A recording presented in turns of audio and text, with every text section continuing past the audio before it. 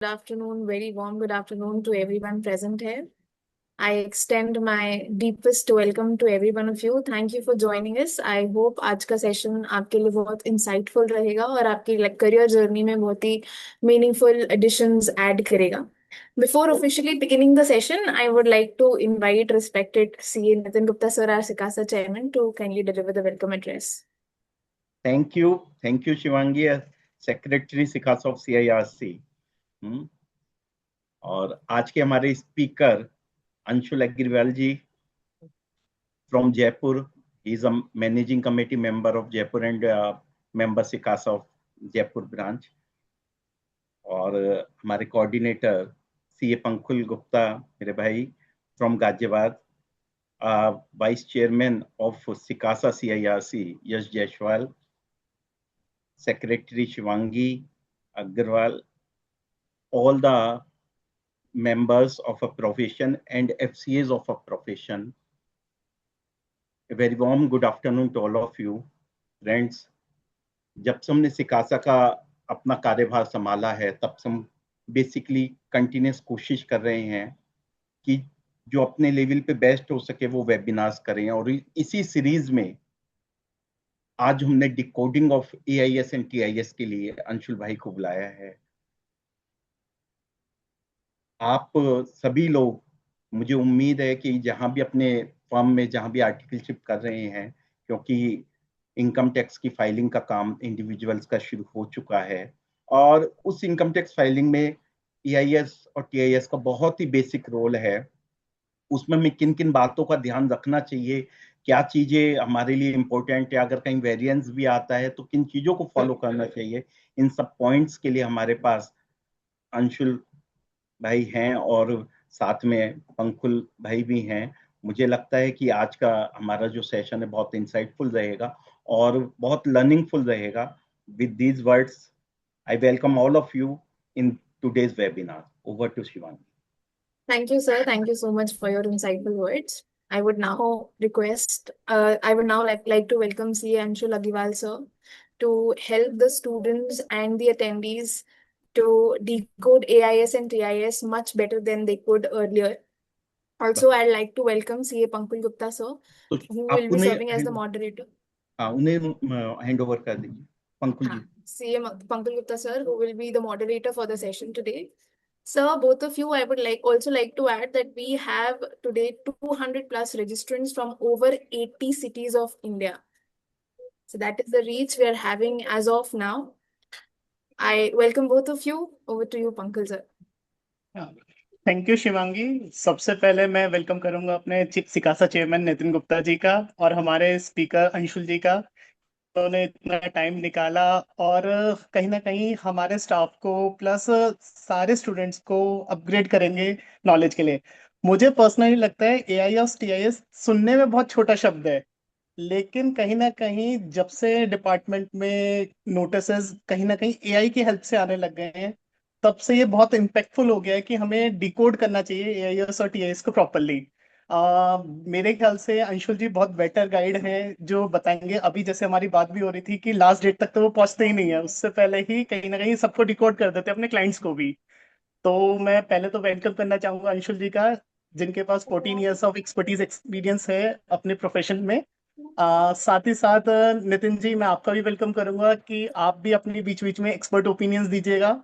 हम लोगों के लिए तो बहुत बेटर है कि ऐसे सेमिनार्स वेबिनार्स अगर होते रहेंगे तो वो कहीं ना कहीं स्टूडेंट्स के साथ साथ मेंबर्स के लिए भी बहुत हेल्पफुल है.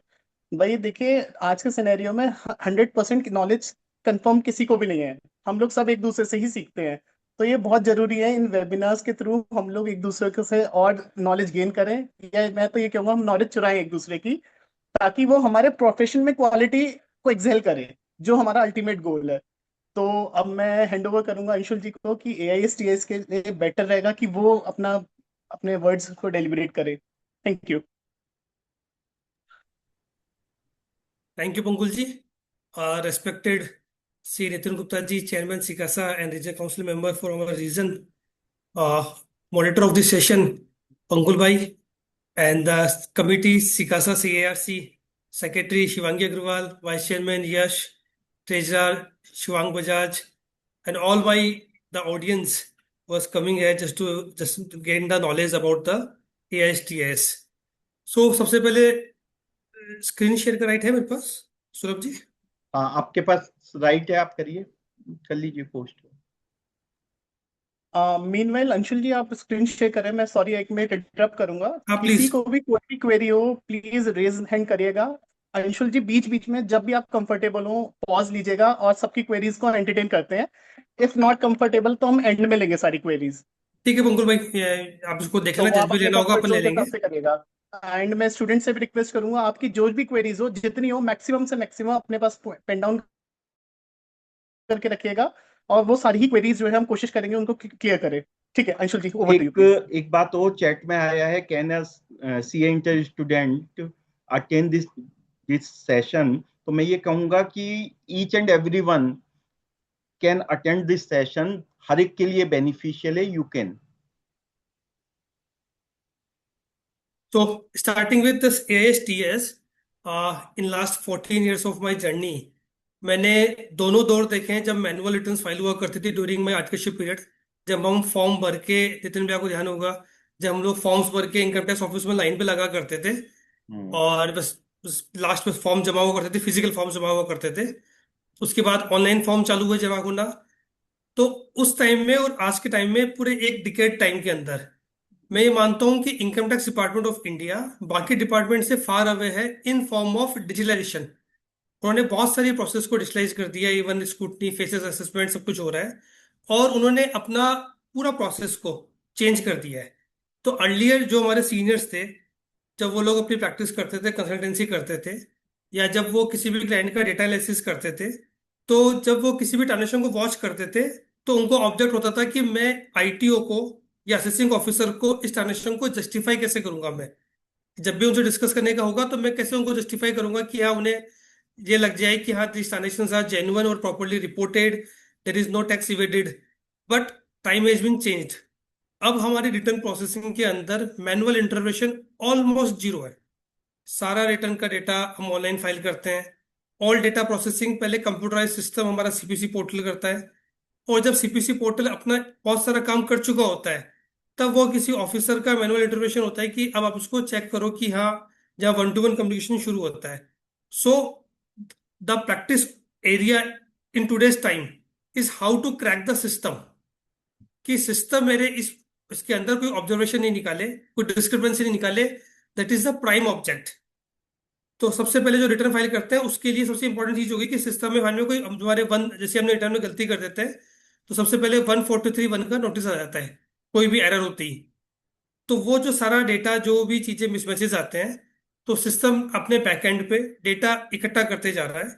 और अब पिछले 3 साल से वो डेटा हमें दिखा भी रहा है रिटर्न बनने से पहले ही, in form of AIS TIS, जिसको हम आज डिस्कस करने वाले हैं कि भैया ये आपका डेटा है जो हमारे पास है। आप रिटर्न बनने से पहले चेक कर लो कि हाँ, आपने सब कुछ सही करा है कि नहीं करा। So the full decade, last decade की बात करूं, तो the process has been changed from the self declaration in earlier manual forms to now data analysis. Or for this, the important the forms or tool or the data, you can say it is AIS and TIS, which we are going to discuss the things.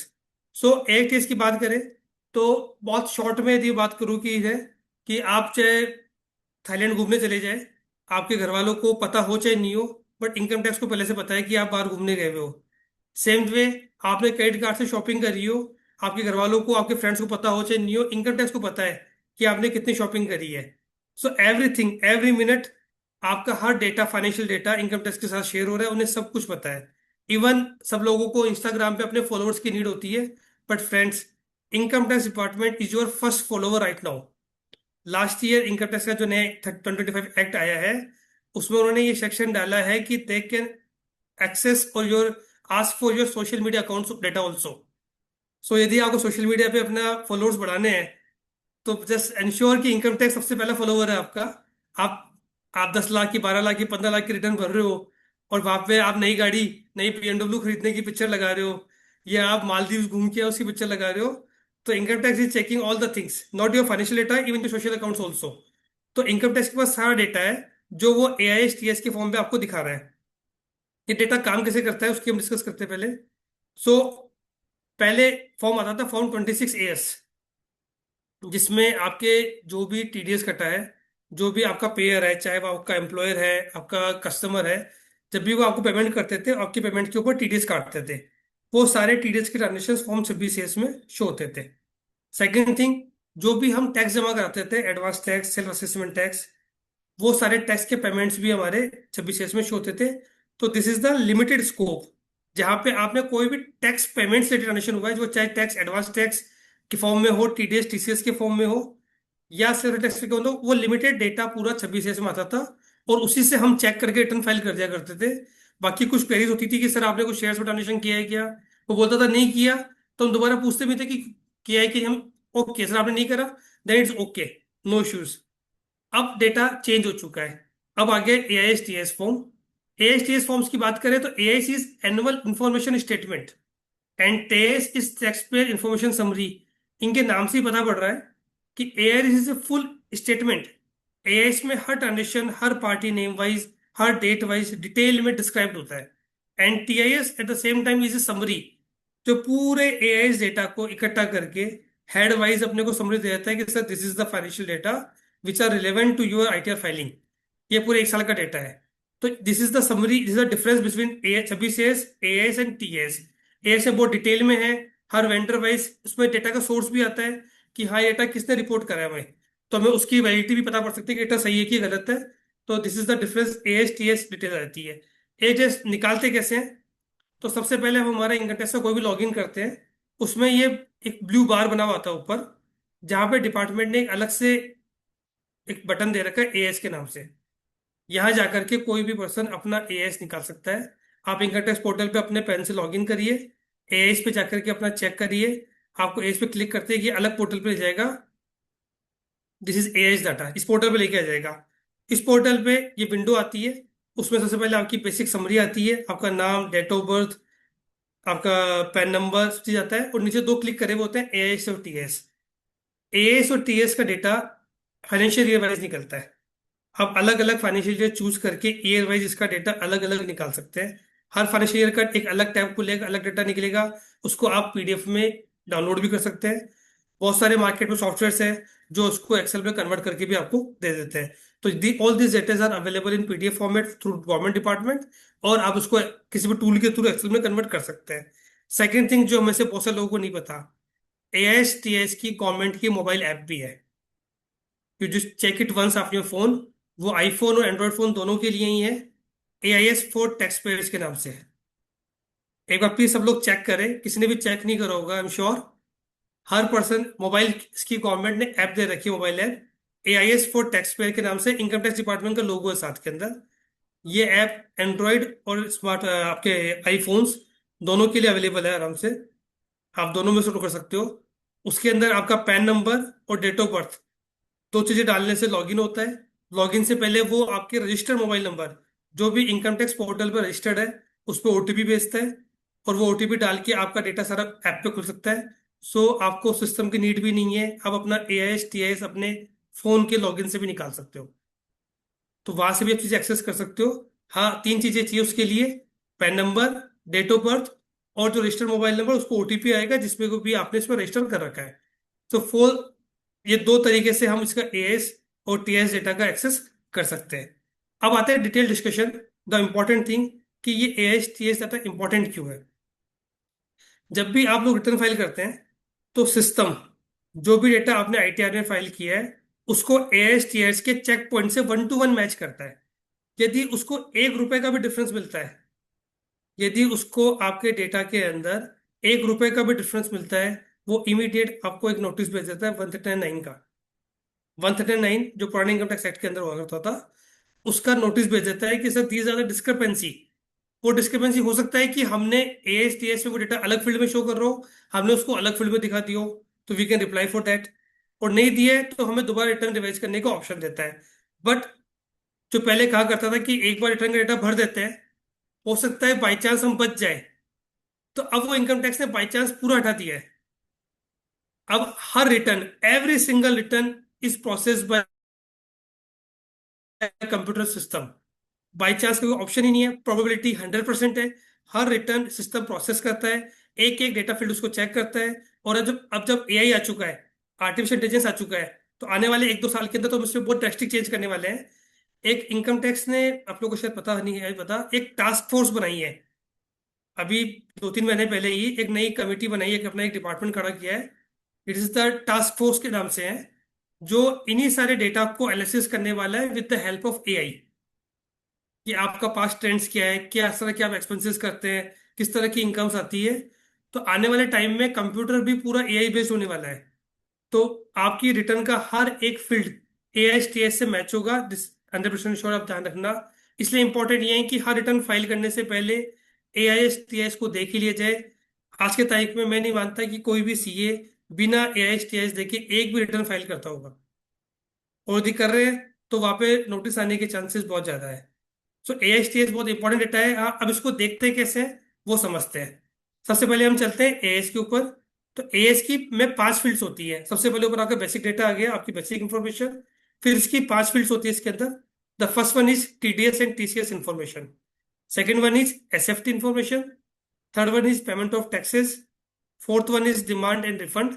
And fifth one is other information.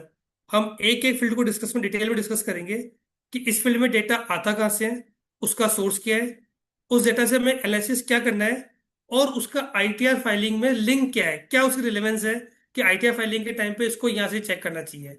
So going forward, start with the first information, TDS and TCS information. बहुत basic, जैसे GST के sir ऊपर, हर invoice के ऊपर GST charge करना routine part हो चुका है, वैसे ही ऑलमोस्ट हर ट्रांजेक्शन के ऊपर टीडीएस और टीसीएस डिटेक्ट करना कंपलसरी हो चुका है। गवर्नमेंट ने एक बहुत अच्छा टूल निकाल लिया कि मार्केट से डेटा कैप्चर कैसे करे।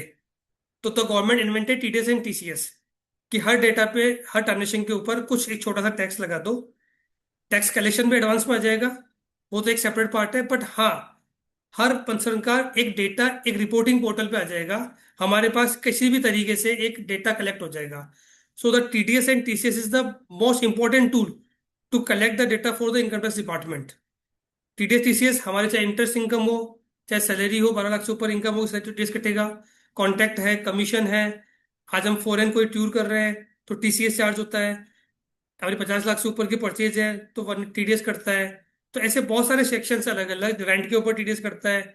इंडिविजुअल्स भी टीडीएस से काटने की ऑप्शंस है। हम कोई 50 लाख से ऊपर की प्रॉपर्टी यदि हम सेल परचेज कर रहे हैं तो अगेन टीडीएस अट्रैक्ट होता है। तो बहुत सारी जगह इन्होंने टीडीएस के प्रोविजंस लगा रखे हैं, जिनकी अलग अलग रेट्स है, अलग अलग सेक्शंस है। वो हर ट्रांजेक्शन वाइज यहाँ पे आप देख सकते हो, टीडीएस का डेटा आ जाएगा, कौन सी पार्टी, सोर्स दिया हुआ है प्रॉपर इसके अंदर, कि ये पर्सन, ये उसका टेन नंबर, इसमें काउंट है पूरे साल में कितने आपने ट्रांजेक्शन करे, और ये अमाउंट है टोटल, कि इस अमाउंट के अंदर आपने इतने अमाउंट का आपको टोटल इस नेचर का आपको इनकम जनरेट हुई है। ये इनकम कई बार डिस्क्रिपेंसी वाइज गलत भी आ जाती है, वो हम लास्ट में डिस्कस करेंगे उसको कैसे हैंडल करना है।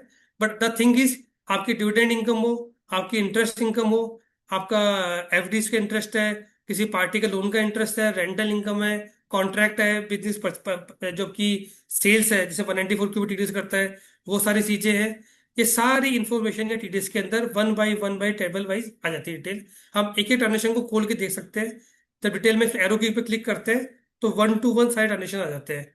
सबसे इंपॉर्टेंट चीज ये है कि जैसे ही आप कोई भी पार्टी का खोले, आप इसकी समरी को एक बार चेक कर ले कि सर ये ट्रांजेक्शन आपसे रिलेटेड है या नहीं। This is the first step. Second चीज आती है एसएफटी इंफॉर्मेशन, बहुत इंपॉर्टेंट है। SFT, specified financial transactions. Government ने बहुत सारे ट्रांजेक्शंस को इस कैटेगरी में डाल रखा है, and you will be surprised. Government ने 57 टाइप्स ऑफ ट्रांजेक्शंस नोटिफाई कर रखे हैं। 57 तरह के ट्रांजेक्शन ऐसे हैं जो फिर एसएफटी की कैटेगरी में फॉल करते हैं। इसमें एजेंसीज को नोटिफाई किया हुआ है कि इन इन एजेंसीज को ये ट्रांजेक्शंस गवर्नमेंट को रिपोर्ट करने हैं। किस तरह के ट्रांजेक्शन होते हैं वो चेक कर लेते हैं। और ये ट्रांजेक्शन सिर्फ आईटीआर फाइलिंग में ही नहीं, जब भी आप किसी क्लाइंट्स को ट्रांजेक्शन वाइज कंसल्टेंसी दे रहे हैं तब भी ये चेक पॉइंट्स है, कि यदि मैंने इस लिमिट से बाहर कुछ किया तो एक गवर्नमेंट को ऑटो मैसेज जा रहा है कि हाँ भैया आपने ये गलती कर दी है, इसका ट्रांजेक्शन रिपोर्ट हो गया है। फॉर एग्जाम्पल, यदि आपका सेविंग अकाउंट है और आपने उसमें 10 लाख रुपए से ऊपर डिपॉजिट करवा दिया, तो बैंक को मैंडेटरी है कि आपका अकाउंट नंबर, आपका डिपॉजिट, कैश डिपॉजिट अमाउंट वो इनकम टैक्स डिपार्टमेंट को एक फॉर्म 61 61 है, कुछ फॉर्म्स नोटिफाइड है, उसके थ्रू वो नोटिफाई करेगा।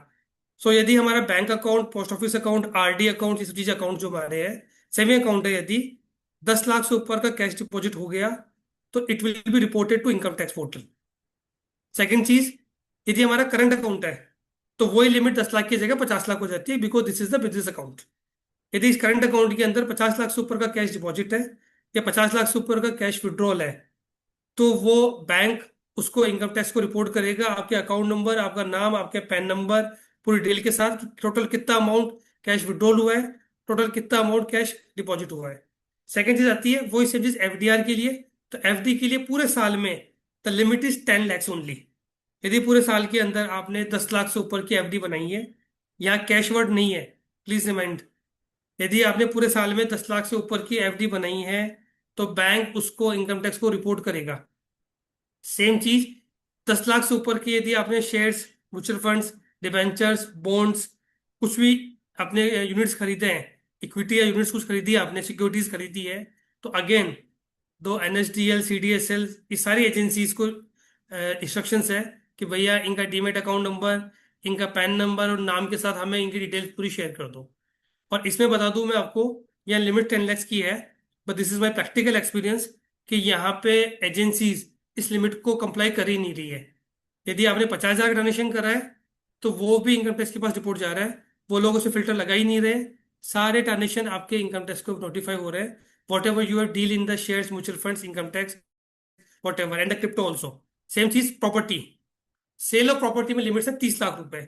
यदि 30 लाख रुपए के ऊपर की आपने प्रॉपर्टी सेल करी है या परचेज करी है, so the land revenue department and you can say the registrars, उनको इंस्ट्रक्शंस है कि वो पूरी समरी बना करके आपके नाम, आधार नंबर और पैन नंबर के साथ इनकम टैक्स डिपार्टमेंट को रिपोर्ट करें।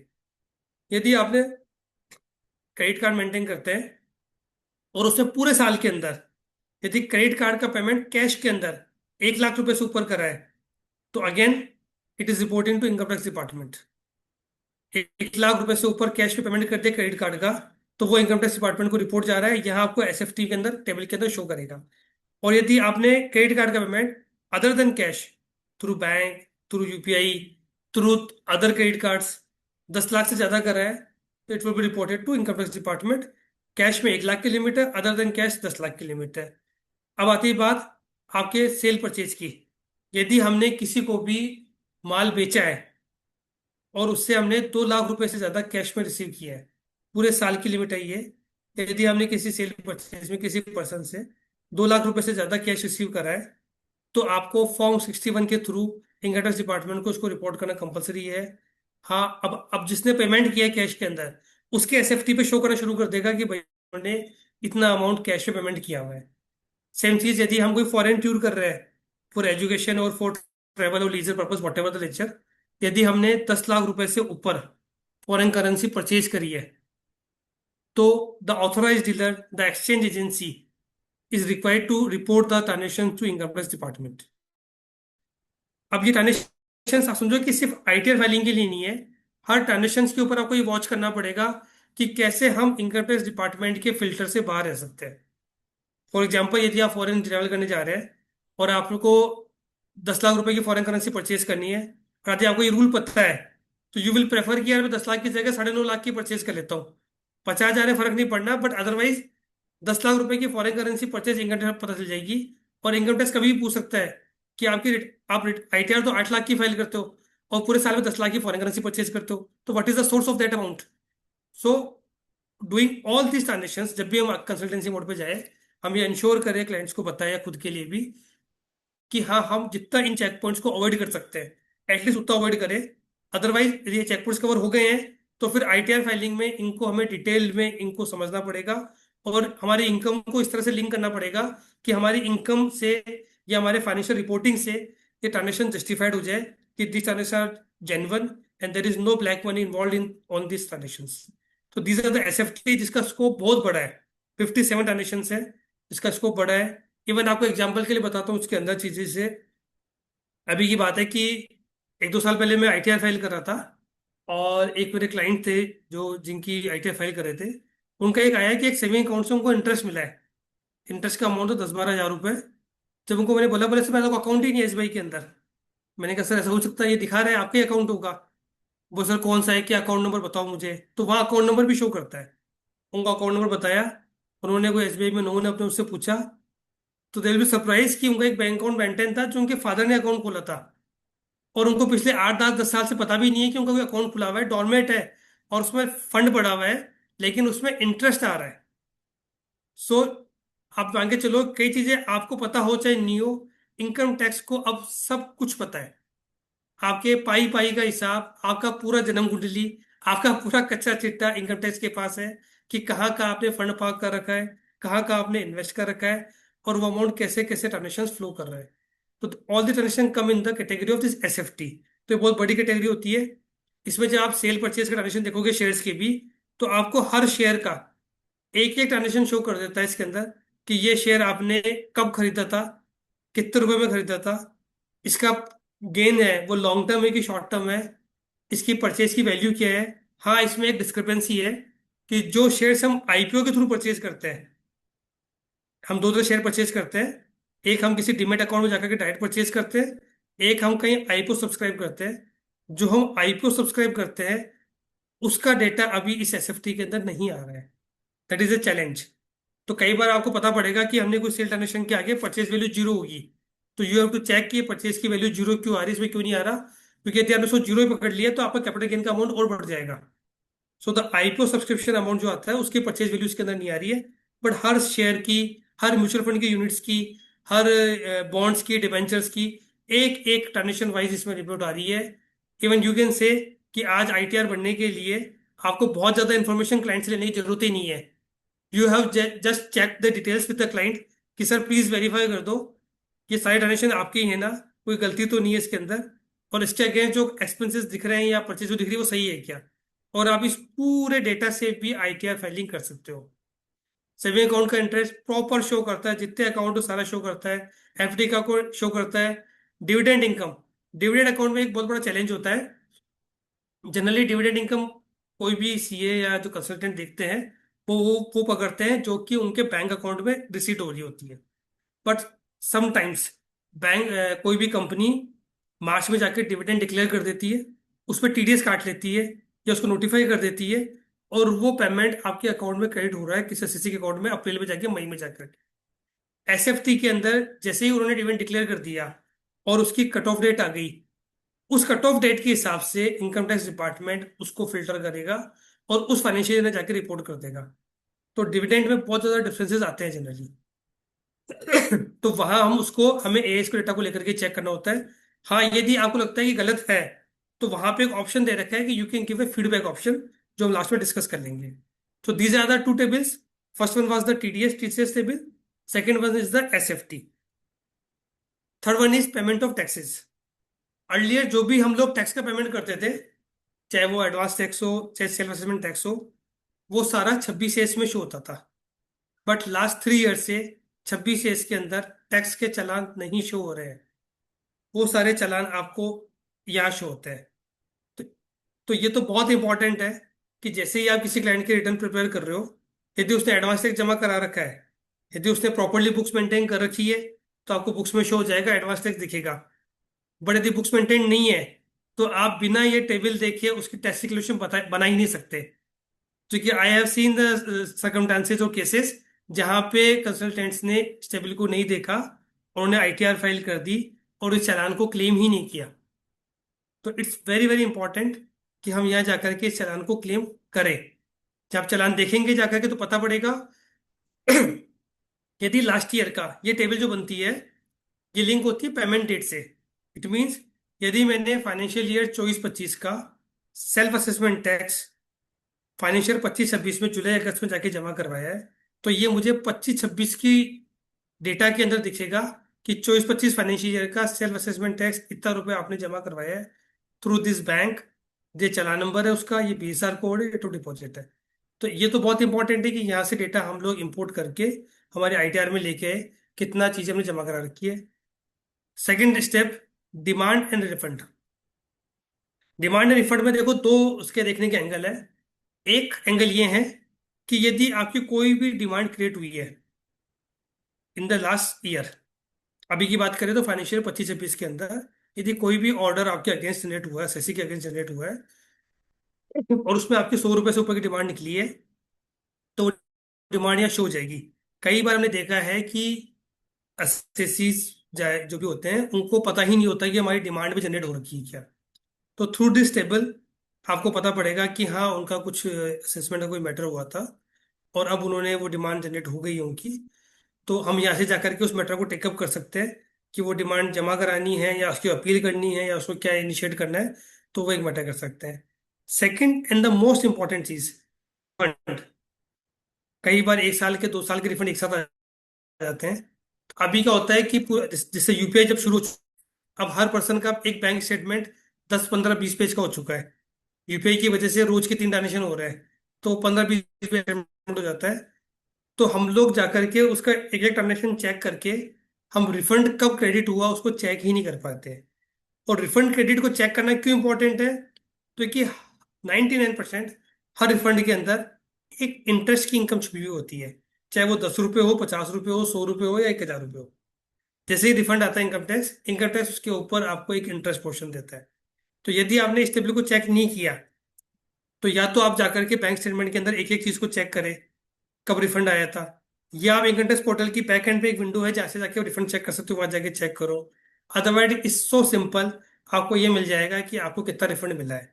यहाँ पे अभी भी इंटरेस्ट और इनकम टैक्स रिफंड का अमाउंट नहीं आ रहा है, यहाँ पे सिर्फ रिफंड का अमाउंट आ रहा है।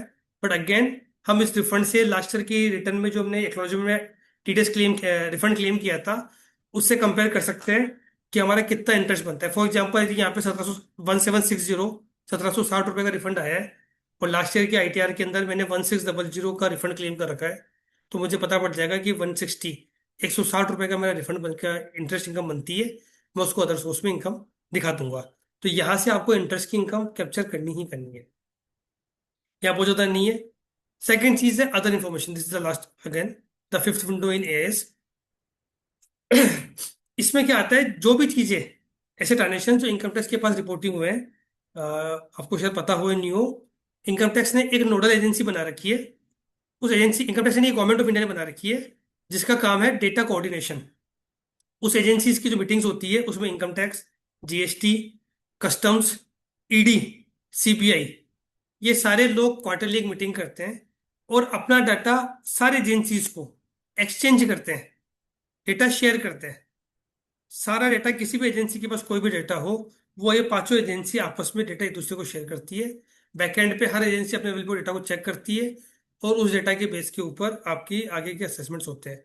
फॉर एग्जांपल, यदि फेक आईटीसी, हम लोगों ने बहुत सुना है इसके मैटर के अंदर, यदि फेक आईटीसी का किसी का यदि 5 लाख रुपए का फेक आईटीसी का मैटर आ गया और जीएसटी डिपार्टमेंट ने उसका ऑर्डर निकाल दिया, आपने वहां पर आईटीसी विद इंटरेस्ट पेनल्टी जमा करा दी, आपको लगता है कि मैटर खत्म हो गया, बट नहीं सर, ऐसा नहीं हुआ है। अब क्या करेगा जीएसटी डिपार्टमेंट, उस ऑर्डर को उठा के इनकम टैक्स को शेयर करेगा। इनकम टैक्स बोलेगा भैया जब आपने फेक आईटीसी ली है, इसका मतलब वो आपकी परचेज की वैल्यू भी जेन्युइन नहीं थी। जब परचेज की वैल्यू जेन्युइन नहीं थी तो फिर वो परचेज आपको इनकम टैक्स में अलाउ नहीं होनी चाहिए। तो अगेन आपने इनकम अपनी छुपाई है, आपने इनकम को अंडर रिपोर्टिंग करी है, इस बेसिस के ऊपर वो आपकी स्क्रूटनी खोल सकता है। तो ऐसे ही कोई भी एजेंसी से डेटा जो कहीं से भी आया हो, जो इन बाकी के चारों फील्ड में नोटिफाई नहीं होता हो, वो सारा डेटा यहाँ पे आता है। फॉर एग्जाम्पल, यदि आप जीएसटी में रजिस्टर्ड टैक्सेबल पर्सन है, तो यहाँ पे आपको मंथली 3B से आपका टर्नओवर पिक करता है।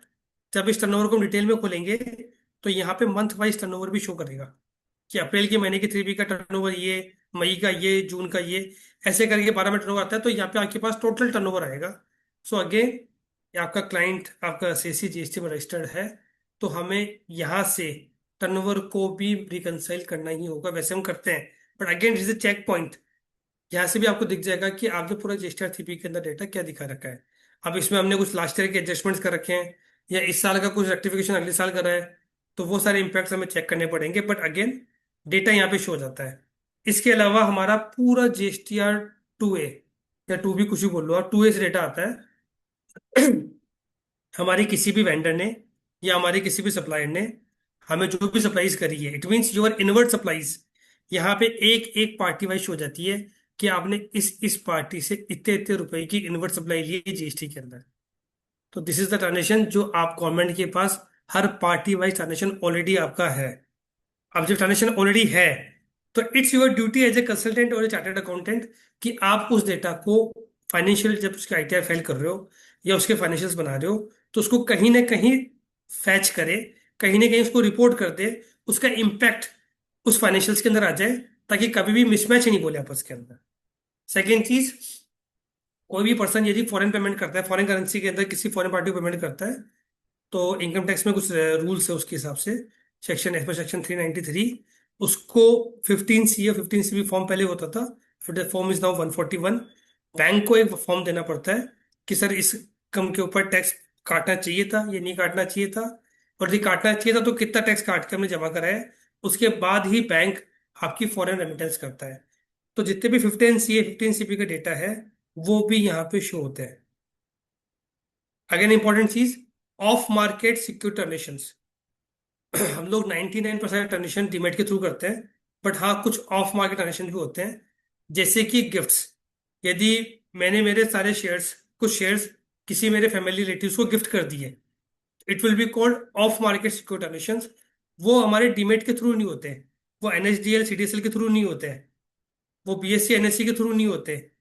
वो ऑफ मार्केट जस्ट एक डीड बनती है, उसका एक स्पेसिफाइड फॉर्म्स है, और उसके बाद वो ट्रांजेक्शन हमारे हो जाता है। तो वो सारे ऑफ मार्केट ट्रांजेक्शन भी यहाँ पे अदर इन्फॉर्मेशन के अंदर शो होते हैं कि हाँ सर आपने परचेज किया है तो भी होगा, आपने ट्रांसफर करा है तो भी होगा। तो ये सब चीजें ऐसी है कि जो अदर में डाटा बहुत कम आता है, but again if data is coming it's very very crucial, you have to check the same. तो ये सारी इंफॉर्मेशन एएस की थी। इन पांचों फील्ड के अंदर डिटेल में, हर पार्टी वाइज, हर नेचर वाइज, हर एजेंसी वाइज, जो भी सोर्स एजेंसी है, फॉर एग्जाम्पल आपके 5 बैंक में अकाउंट है, तो पांचों बैंक का अलग अलग अकाउंट शो करेगा, उसका अकाउंट नंबर शो करेगा, पूरे साल का इंटरेस्ट शो करेगा।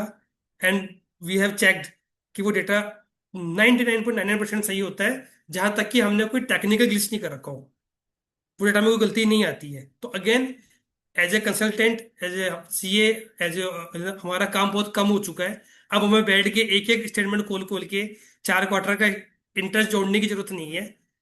अब हम डेटा यहाँ से ले सकते हैं, डेटा इज रिलायबल, हम इसको चेक कर सकते हैं, ऑथेंटिक कर सकते हैं।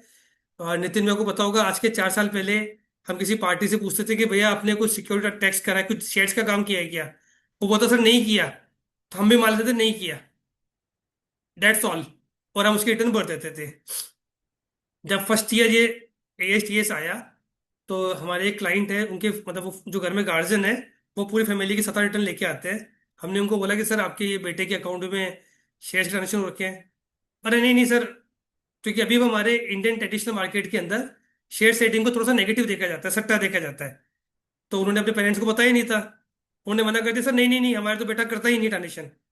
मैं सर आप पूछो, मेरे को तो यहाँ श्योर है। उन्होंने फोन किया बेटे को कि बेटा ये ट्रांजेक्शन आपने कर रखा है क्या? बोले हाँ पापा, एक दो आईपीओ लगाए थे, एक दो ट्रांजेक्शन किए थे हमने। फिर जब मैंने उनको रिपोर्ट दिखाई तो वो सरप्राइज हुए कि उसमें 80 लाख रुपए के शेयर उन्होंने सेल कर रखे थे। तो again this is the reliable source, जैसे पता पड़ता है कि हमारे यहाँ कोई भी एसएससी, कोई भी इसका डेटा, क्या क्या ट्रांजेक्शन हो रहे हैं, वो राइट रिपोर्टेड होते हैं। और अब हम इसको ओवरलुक नहीं कर सकते। Being a CA, being a consultant, हमारा काम बढ़ गया है, कुछ इजी हुआ है कि हमें अब डेटा एनालिसिस बहुत ज्यादा नहीं करनी। बट हाँ, एएसटीएस देखना हमारे लिए एक मैंडेटरी चेक पॉइंट हो चुका है कि इसको चेक करे बिना हम किसी भी आईटीआर फाइलिंग में आगे नहीं बढ़ सकते, अदरवाइज उसमें नोटिस आएगा ही आएगा। So with this this the one part AIS जो हमने चेक किया है यहाँ पे। अब हम टीआई से पहले कुछ क्वेरीज आई हुई है तो ले सकते हैं प्रफुल्ल भाई। ठीक है अंशुल जी, पहले तो बहुत अच्छा सेशन रहा एआईएस का। कुछ चीजें तो ऐसी थी जो शायद मुझे भी पता नहीं थी, वो मेरे लिए भी बहुत नॉलेज गेन रहा। तो अब मैं रिक्वेस्ट करूंगा, किसी भी स्टूडेंट्स का कोई क्वेरी हो तो प्लीज हैंड रेज करें और एक एक करके हम उसको एंटरटेन करते हैं। या बेटर रहेगा कि आप चैट बॉक्स में लिखिए, तो वो सारी क्वेरी एंटरटेन हो पाएगी।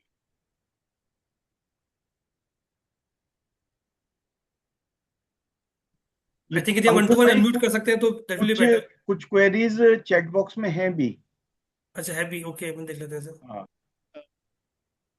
AIS 44AD में भी चेक करना चाहिए? ये सर बिल्कुल करना चाहिए। सर देखो, आप 44AD की रिटर्न भरो या कैसे भी भरो, 44AD बनना है वो second second part. First step hmm, आता है कि उस पर्सन का टर्नओवर कितना है। 4480 रिटर्न बनने के लिए हमें पहले चेक करना पड़ता है टर्नओवर कितना है। और टर्नओवर चेक करने के लिए यहाँ पे हमारे दो तीन फील्ड्स थी, आप देखोगे। The first one is our TDS transaction. जब हमने फर्स्ट टेबल देखी थी TDS टीसीएस इन्फॉर्मेशन, यदि फॉर एग्जाम्पल कोई आदमी कॉन्ट्रैक्ट पे वर्क करता है, 194 सी में उसका TDS कटा हुआ था पहले उसका, तो वहां से आपको पता पड़ेगा कि हाँ, जो टर्नओवर हमारा क्लाइंट या CC हमें बता रहा है, एटलीस्ट वो टर्नओवर में वो वाला पार्ट कवर है या नहीं है।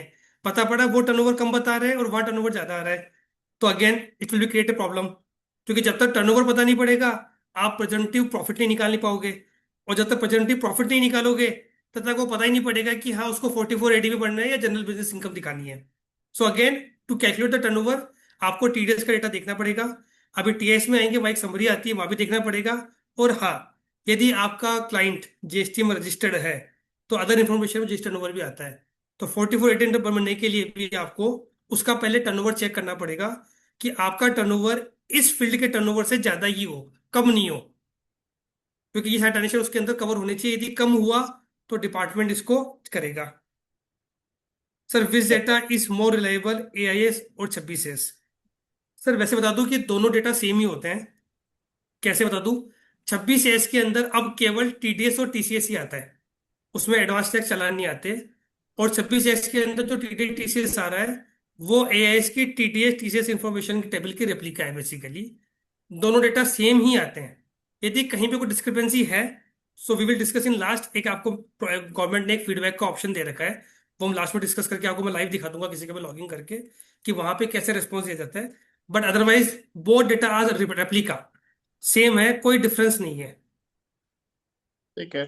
26 years और AIS में भी डिफरेंस यही हो गया एक तरह से? हाँ, वो चीजें हैं sir. The one is the G. Purchase of time deposits in AIS, shall that means we have to show income from that amount. No sir, यहाँ पे दो चीजें हैं। यदि आपका उस FDs के ऊपर इंटरेस्ट इनकम आ रही है, तो वो तो वैसे भी रिपोर्ट हो ही जाएगी आपके TDS TCS के अंदर, SFT में रिपोर्ट हो ही जाएगी। यहाँ पे यदि FD बनाई है किसी ने, तो आपको उसका बैंक स्टेटमेंट में जाके ये चेक करना है कि उस FD का सोर्स क्या था। फॉर एग्जाम्पल, मैं हर साल 5 लाख रुपए की ITR भरता हूँ या 10 लाख की ITR भरता हूँ, और इस साल मैंने 25 लाख रुपए की FDR बनाई। तो अगेन डिपार्टमेंट आपसे कभी पूछ सकता है कि सर, 25 लाख रुपए की जो FD बनाई, 8 लाख की ITR भरी आपने, तो ये गैप बाकी पैसा कहाँ से लेके आए?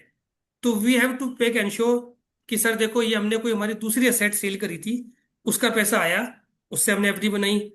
या हमने किसी रिलेटिव से, घर वालों से, बाहर वालों से, बैंक से लोन लिया, वो पैसा आया, उससे FD बनाई। या हमारी पुरानी एक्यूमुलेटेड इनकम हमारे बैंक में पड़ी थी कई सालों से, उससे हमने FD बनाई। यदि ये तीन चीजें, चार चीजें हैं, then it is okay. But for example, हमारे क्लाइंट ने एक दिन इच्छा हुई, 15 लाख रुपए कैश डिपॉजिट करवा दिया खाते में आकर के, और उससे FD बना दी। सो इट्स आवर ड्यूटी कि अब वो 15 लाख रुपए का जो कैश डिपॉजिट हुआ है, उसको हम इनकम टैक्स में एज ए इनकम कैसे रिपोर्ट करेंगे, वहां से वो चेक करना पड़ेगा। Income is separate part. यदि हम जो असेट्स परचेज कर रहे हैं, उसका सोर्स देखना बहुत इंपॉर्टेंट है। आपको उस पीरियड का बैंक स्टेटमेंट क्लाइंट से मांगना पड़ेगा कि सर एक बार आपका बैंक स्टेटमेंट दो। और उससे पहले के ट्रांजेक्शन 1 महीने 2 महीने देखने पड़ेंगे कि सर ये फंड आया कैसे आपके पास, ये तो बताओ, ताकि मैं उसको सोर्स कर सकूं। फॉर एग्जाम्पल, यदि पता पड़ता है कि वो इनकम कैश में उन्होंने जनरेट करा है, तो हम उनकी 10 8 की जगह 15 लाख रुपए की इनकम दिखा देंगे, और उस पर जो भी टैक्स बनता है दे देंगे, ताकि वो 25 लाख की एवरेज जस्टिफाई हो जाए कि सर उन्होंने 15 लाख रुपए की इनकम करी, वो पैसा अपने बैंक में जमा कराया, और उससे उन्होंने FDR बना दी। सो फॉर असेट परचेज, ये आपको सोर्सिंग मेथड देखना पड़ेगा। बट असेट परचेज से पता पड़ जाता है हमें कि हाँ, इस क्लाइंट्स ने कहाँ कहाँ क्या क्या इन्वेस्टमेंट्स करे हैं। सर, वो have to file SFT in case of immovable property. Sir, immovable property थी, देखो दो चीजें होती है। SFT ट्रांजेक्शन कहाँ कहाँ से आता है? यदि 50 लाख से ऊपर की प्रॉपर्टी है और वो एग्रीकल्चर प्रॉपर्टी नहीं है, तो बायर को उसके ऊपर 1% TDS काटना पड़ता है, और उसका फॉर्म फाइल करना पड़ता है और जमा करना पड़ता है। तो this is the one source जहां से इमूवेबल प्रॉपर्टी का ट्रांजेक्शन का डेटा आता है। सेकंड चीज, गवर्नमेंट ने जितने भी लैंड रेवेन्यू डिपार्टमेंट है, जिसको हम लोकल लैंग्वेज में तहसीलदार बोलते हैं, रजिस्ट्रार बोलते हैं, या रेवेन्यू पंचायत डिपार्टमेंट बोलते हैं, जहाँ पे हमारा सेल परचेज का ट्रांजेक्शन रजिस्टर्ड होता है, तो उन एजेंसीज को भी गवर्नमेंट ने नोटिफाई कर रखा है कि यदि कोई भी प्रॉपर्टी वैल्यू जिसकी रिपोर्टेड वैल्यू 30 लाख से ऊपर है, तो आपको वो डेटा सारा इकट्ठा करके इनकम टैक्स डिपार्टमेंट को भेजना है। तो यदि 30 लाख से ऊपर का प्रॉपर्टी का कोई भी सिंगल प्रॉपर्टी का सेल वैल्यू है, तो उसके सेलर और बायर दोनों के एज के अंदर वो जाके रिपोर्ट हो जाएगा कि भैया इन्होंने प्रॉपर्टी खरीदी है, इन्होंने प्रॉपर्टी बेची है। इसमें भी एक चैलेंज आता है कई बार कि कई बार ये ट्रांजेक्शन डुप्लीकेट हो जाता है। डुप्लीकेट कैसे? जैसे मैंने किसी भी लोकल लेवल पे मैंने जाके एक ट्रांजेक्शन सेल करा, तो कई बार वो लोकल लेवल से भी शो हो जाता है और वो पूरा as a state data consolidate होकर के भी रिपोर्ट हो जाता है। तो कई बार वो as a lacuna double transaction show करने लग जाता है। तो again we have to report that कि सर दिस इज डुप्लीकेट। उसका क्या मेथड है वो will discuss the thing, but this is the source जहां से इमोल प्रॉपर्टी के ट्रांजेक्शन की डिटेल बायर और सेलर दोनों के एएसटीएस में जाकर के रिपोर्ट होती है। और कोई क्वेरी सर? मैं एक चीज ऐड करना चाहूंगा। एआईएस जी। और टीआईएस जो है ना, वो एक सोर्स है to help in getting the data, ना कि वो मैंडेटरी है कि जो उसमें आ रहा है वो सही है। जैसे किसी ने क्वेरी पूछी है कि हम कुछ आईपीओस वगैरह परचेज करते हैं तो उसमें परचेज कॉस्ट जीरो आती है। तो again the same thing, AIS TIS में वो जीरो आती है, दैट डजंट मीन कि हमें उसे जीरो कंसिडर करना है। वो जनरली तब जीरो आती है जैसे डीआईपी स्लिप्स के थ्रू अगर हमने ट्रांसफर करे हैं, या कभी इस तरह अनलिस्टेड शेयर्स में हमने ट्रांसफर करे हैं, तब वो जीरो आती है। तो उस केस में हमें जो है एक्चुअल ट्रांजेक्शन जो होती है उसको परचेज कॉस्ट कंसिडर करना होता है। तो we can not 100% rely, it's just a source. तो मैं एक चीज ऐड करना चाहूंगा। आईपीओ वाला जो सर आपने बोला, आईपीओ में क्या होता है सर, जनरली जो भी सेल शेयर्स के शेयर सिक्योरिटीज के सेल परचेज होते हैं, वो एनएसडीएल सीडीएसएल या बीएससी एनएससी को नोटिफाई कर रखा है कि they will report to income tax department all the transaction. जो आईपीओ की परचेज होती है वो बीएससी एनएससी के थ्रू नहीं होती है। वो लिस्टिंग होने से पहले ही हम अमाउंट उसको ट्रांसफर कर चुके होते हैं और उसके बाद उसकी लिस्टिंग होती है। सो वो परचेज का डेटा बीएससी एनएससी के डेटा में फैच नहीं होता। इसकी वजह से आईपीओ के अंदर हमेशा ध्यान रखना, आईपीओ में परचेज वैल्यू जीरो ही आएगी, क्योंकि वो ट्रांजेक्शन उसकी लिस्टिंग होने से पहले का है। बीएससी एनएससी के पास कोई इंफॉर्मेशन नहीं होती, या ये बोल सकते हो कि उनका जो सॉफ्टवेयर है या उनका डेटा सर्वर है उसमें वो डेटा फैच नहीं होता, इसलिए उसकी जरूरत होती है। हाँ, आप इस ट्रांजेक्शन को देख करके आप इसको अमेंड कर सकते हो, आप इसको प्रॉपर देख सकते हो। इसको अब बस सजाना, हम उसको बोलते हैं जैसे सजाना। जैसे किसी भी शादी के अंदर दो एजेंसीज होती है खाने को लेकर के, द वन इज हलवाई और सेकंड वन इज कैटरर। हलवाई खाना बनाता है और कैटरर का काम है उसको ढंग से परोस करके सजा के समझा के चमक धमक के साथ परोसना। सो प्रेजेंट अगेन करना। This the two thing. AST is a data source. उस डेटा को कैसे ट्रांजेक्शन पे जस्टिफाई करना है, कैसे उसको प्रेजेंट करना है, उस इनकम को कौन से हेड में दिखाना है, ये हमारे ऊपर डिपेंड करता है। हम उस डेटा को मॉडिफाई कर सकते हैं जब तक कि हम श्योर हो कि हाँ ये मॉडिफाई को हम जस्टिफाई कर देंगे। यदि कभी कोई क्वेरी आई तो हमारे पास एक सपोर्टिंग डॉक्यूमेंट है जिसको जस्टिफाई करेगा कि सर जो डेटा हमने अमेंड किया है ये गलत था, आपका डेटा, हमारा डेटा सही है, this is the support document. तो आप उसको अमेंड कर सकते हो, कोई दिक्कत नहीं है। Again but this is the check points. ये हमारे लिए एक चेकलिस्ट रेडी करता है ताकि हम उस चेकलिस्ट को टिक कर ले, फिर आगे बढ़े। जयशवाल ने कुछ और हैंड रेज आए हैं। जनरली वही क्वेरीज हैं कि मतलब कुछ डेटा मिसमैच हो रहा है तो। जो डेटा मिसमैच होगा उसको हम लास्ट में डिस्कस करेंगे आराम से।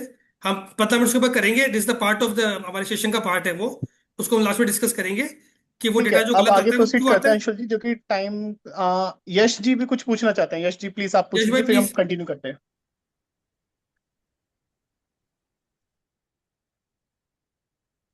Sir, हाँ, it is resolved through one of the query. चलिए, ओके, थैंक यू। ठीक है सो अंशुल अगेन, जी, प्लीज आप आगे प्रोसीड करिए फिर। है ना, तो दिस इज द एआईएस जहाँ पे वन टू वन सारी डिटेल इंफॉर्मेशन आती है हमारे पास। आप लोग जाकर के दो तीन क्लाइंट्स का लॉगिंग करके एक बार खोल के देखना। जैसे ही आप देखेंगे ऑटोमेटिक आपकी अंडरस्टैंडिंग डेवलप होना शुरू हो जाएगी कि ये डेटा आता कैसे है, इसको रिपोर्ट कैसे करते हैं, और कुछ नहीं तो कम से कम अपने फैमिली मेंबर्स के देख लेना। तो आपको पता पड़ जाएगा कि डेटा की रिपोर्टिंग कैसे, डेटा फ्लो कैसे होता है, इसके अंदर कैसे रिपोर्ट होता है, क्या क्या चीजें होती है, उस चीजें हो जाएगी। तो next going forward will go to TIS. TIS is basically ये आप इससे समरी डेटा।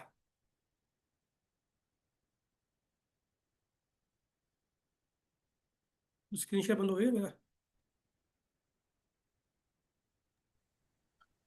स्क्रीन तो आ रही है आपकी। आ रही है अंशुल जी, आ रही है? स्क्रीन शेयर पोज हो गया आई थिंक। ओके। विजिबल है सर? तो दोबारा कर देता हूँ फिर शेयर।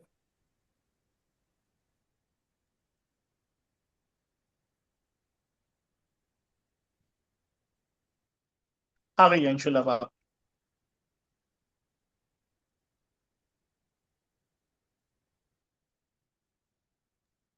अंशुल जी आप म्यूट पे है। TIS, इसके नाम से पता पड़ रहा है tax payer information summary. AIS was statement, उसका नाम ही था स्टेटमेंट, मतलब हर ट्रांजेक्शन डिटेल में आएगा वहां पे। And tax TIS summary, tax payer information summary. हमारी ITR पढ़ने के लिए ये एक window is more than sufficient. Her client का इस विंडो का प्रिंट निकाल के जरूर फाइल में लगा लेना। ये कई बार चेंज भी हो जाती है।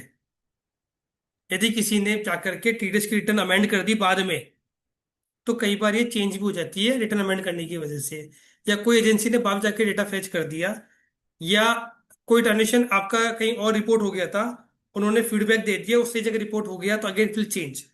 So it's my humble advice, किसी की भी ITR बनने से पहले इस विंडो का स्क्रीनशॉट कहीं सेव कर ले, फिजिकल फॉर्म में प्रिंट आउट निकाल के फाइल में लगा ले, ताकि आपको ये ध्यान रहेगा कि जिस दिन हमने ITR भरी थी उस दिन उसकी विंडो पे क्या डेटा शो हो रहा था।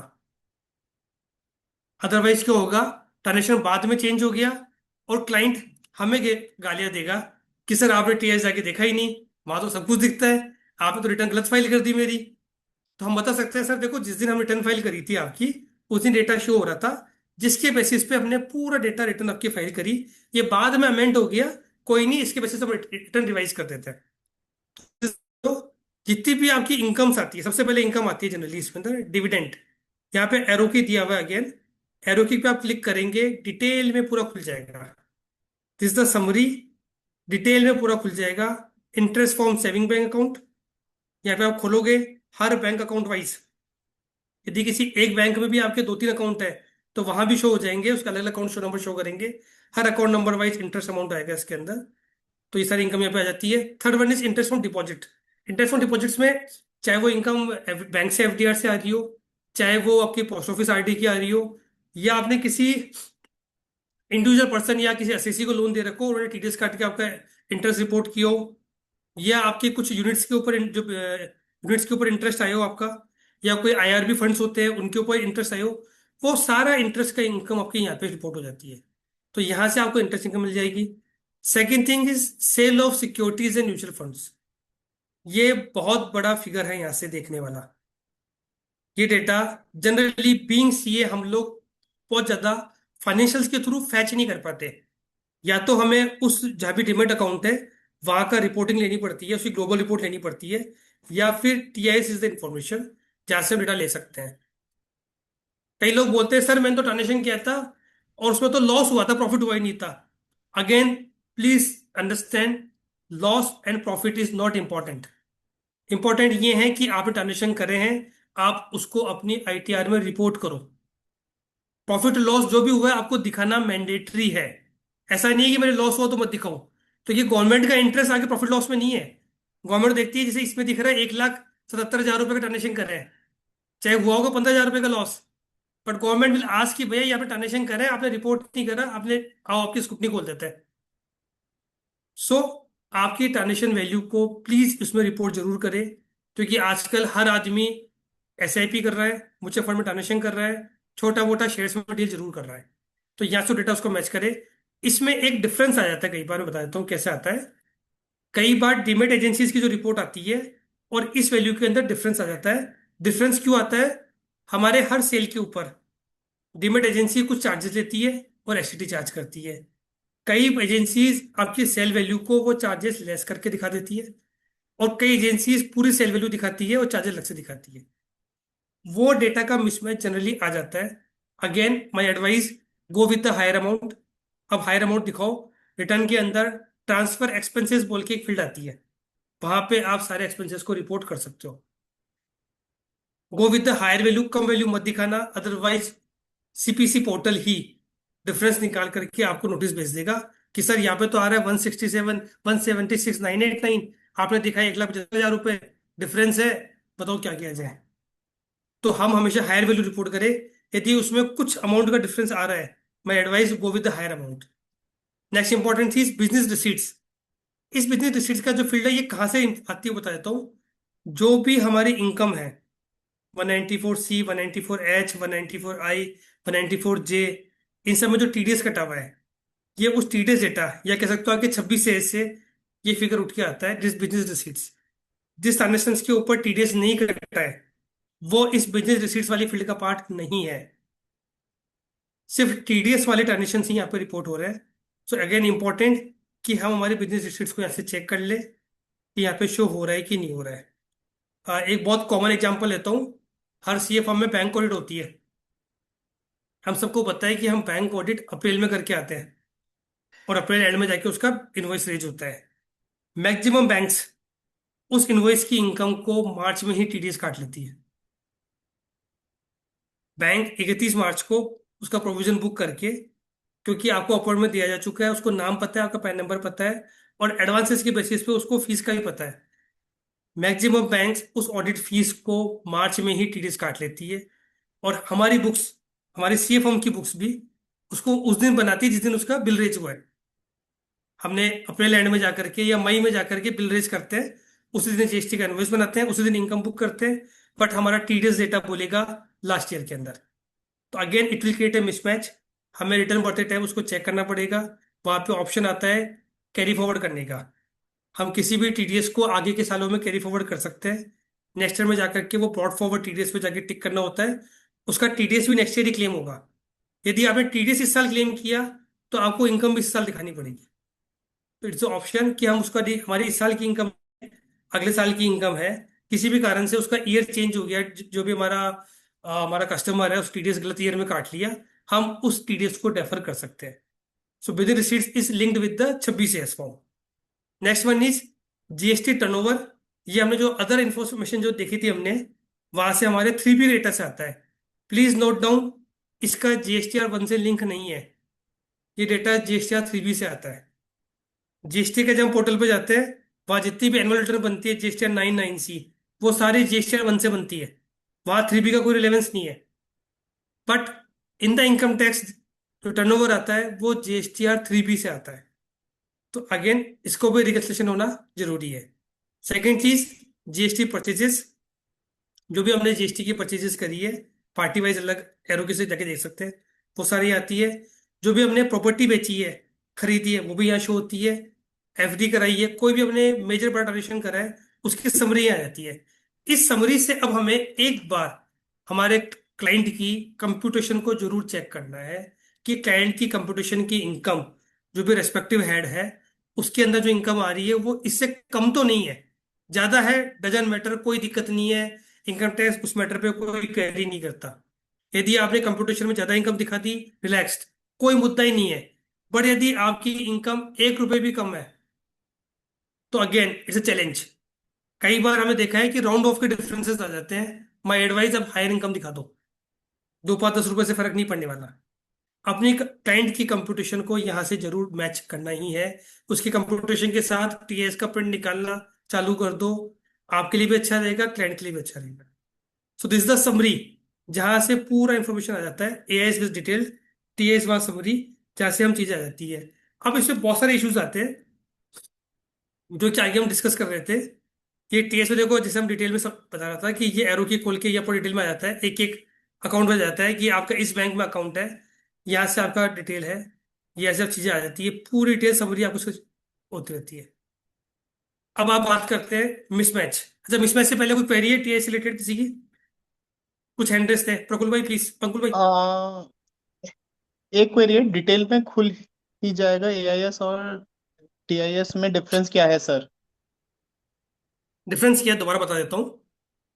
AIS is statement, annual information statement, यहाँ पे हर ट्रांजेक्शन्स को सोर्स के साथ डिटेल में दिखाया होता है। नंबर ऑफ ट्रांजेक्शन्स भी अलग अलग आते हैं। फॉर एग्जांपल, यदि मेरे 5 बैंक अकाउंट है तो वहां पे पांचों अकाउंट अलग अलग शो करेंगे। हर अकाउंट वाइज सेम अकाउंट की इंटरेस्ट इनकम आएगी।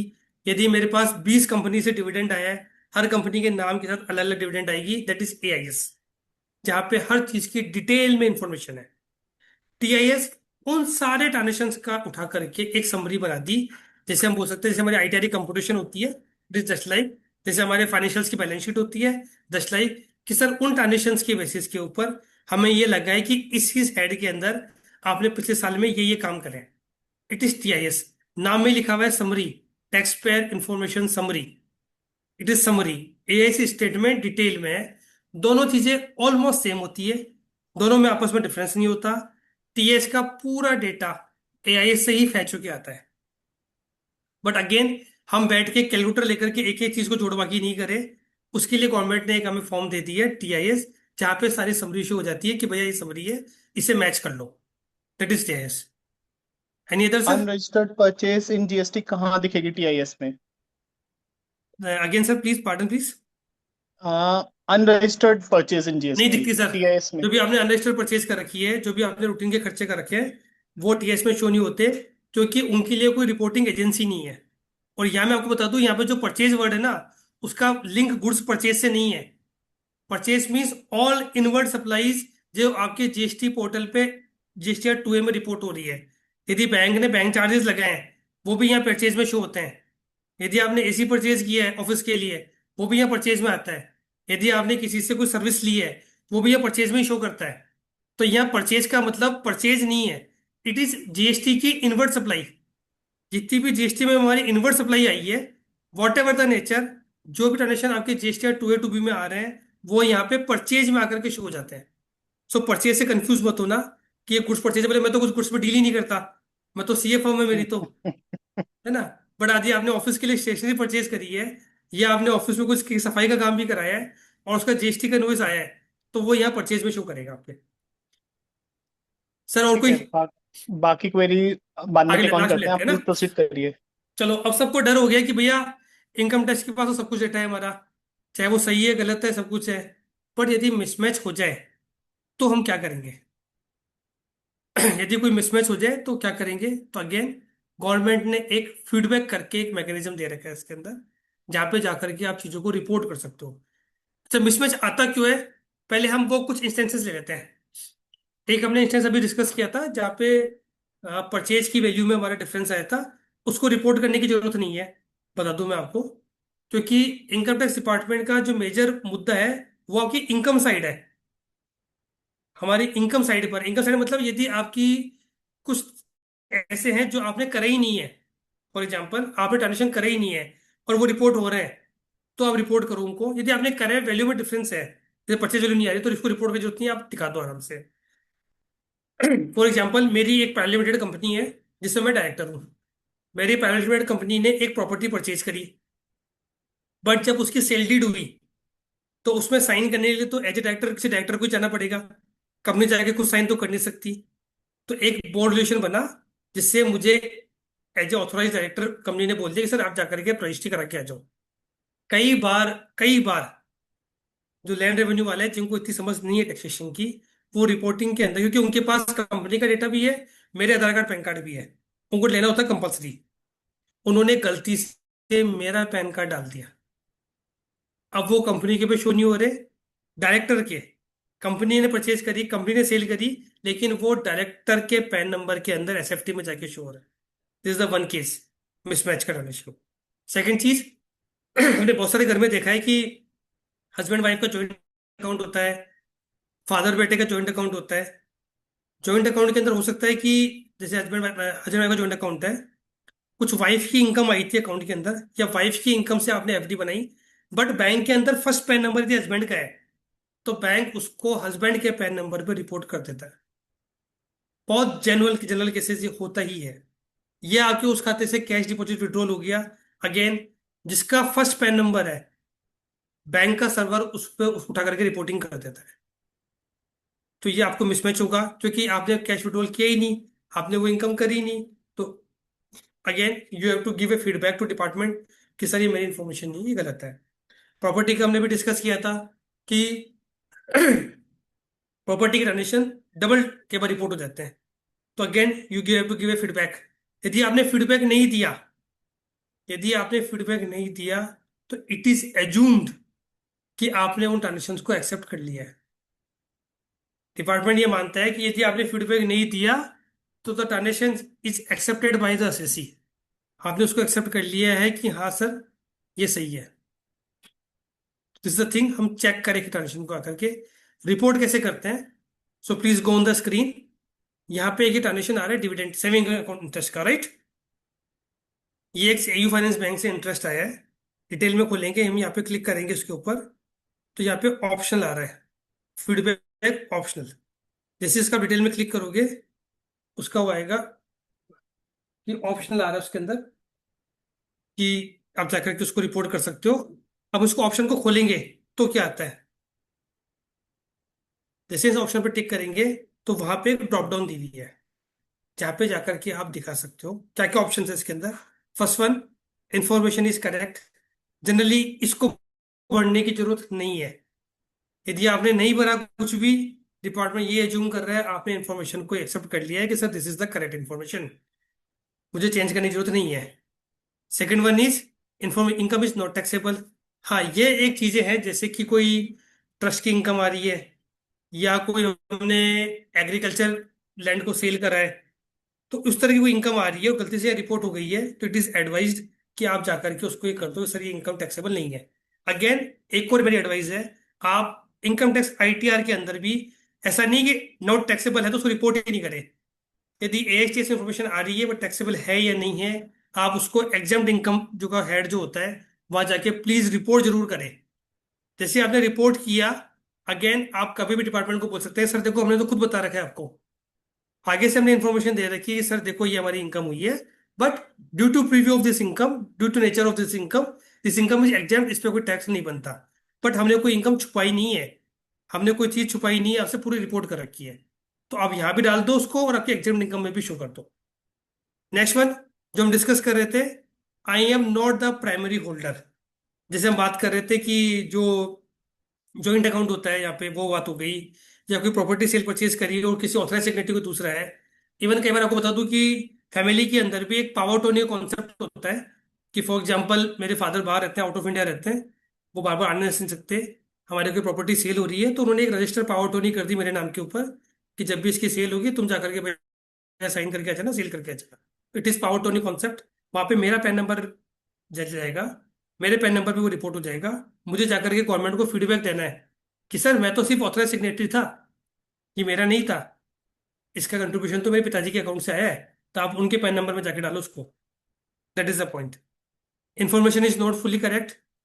इंफॉर्मेशन किसी दूसरे साल से लिंक्ड है या किसी दूसरे पैन नंबर से लिंक्ड है।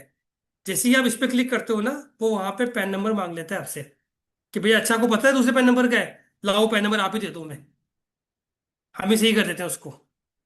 तो वहां पे जाकर के वो आपसे पूछ लेगा, पैन नंबर पूछ लेगा, ईयर पूछ लेगा, उसको फिर सही कर लेगा, उसको सोर्स से वेरीफाई करेगा, फिर कर लेगा।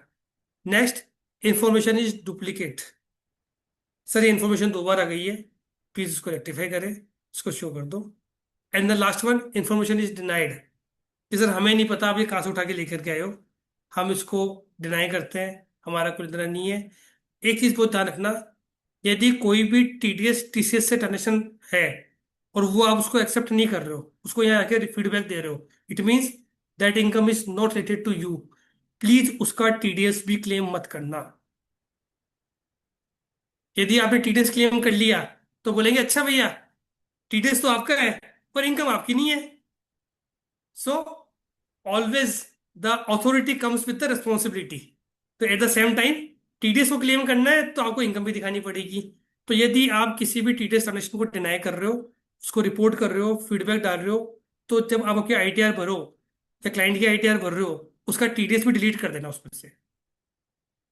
मेरा पर्सनल एक्सपीरियंस है कि आपने टीडीएस डिलीट कर दिया, डिपार्टमेंट उस केसेस के अंदर क्वेरी नहीं करता।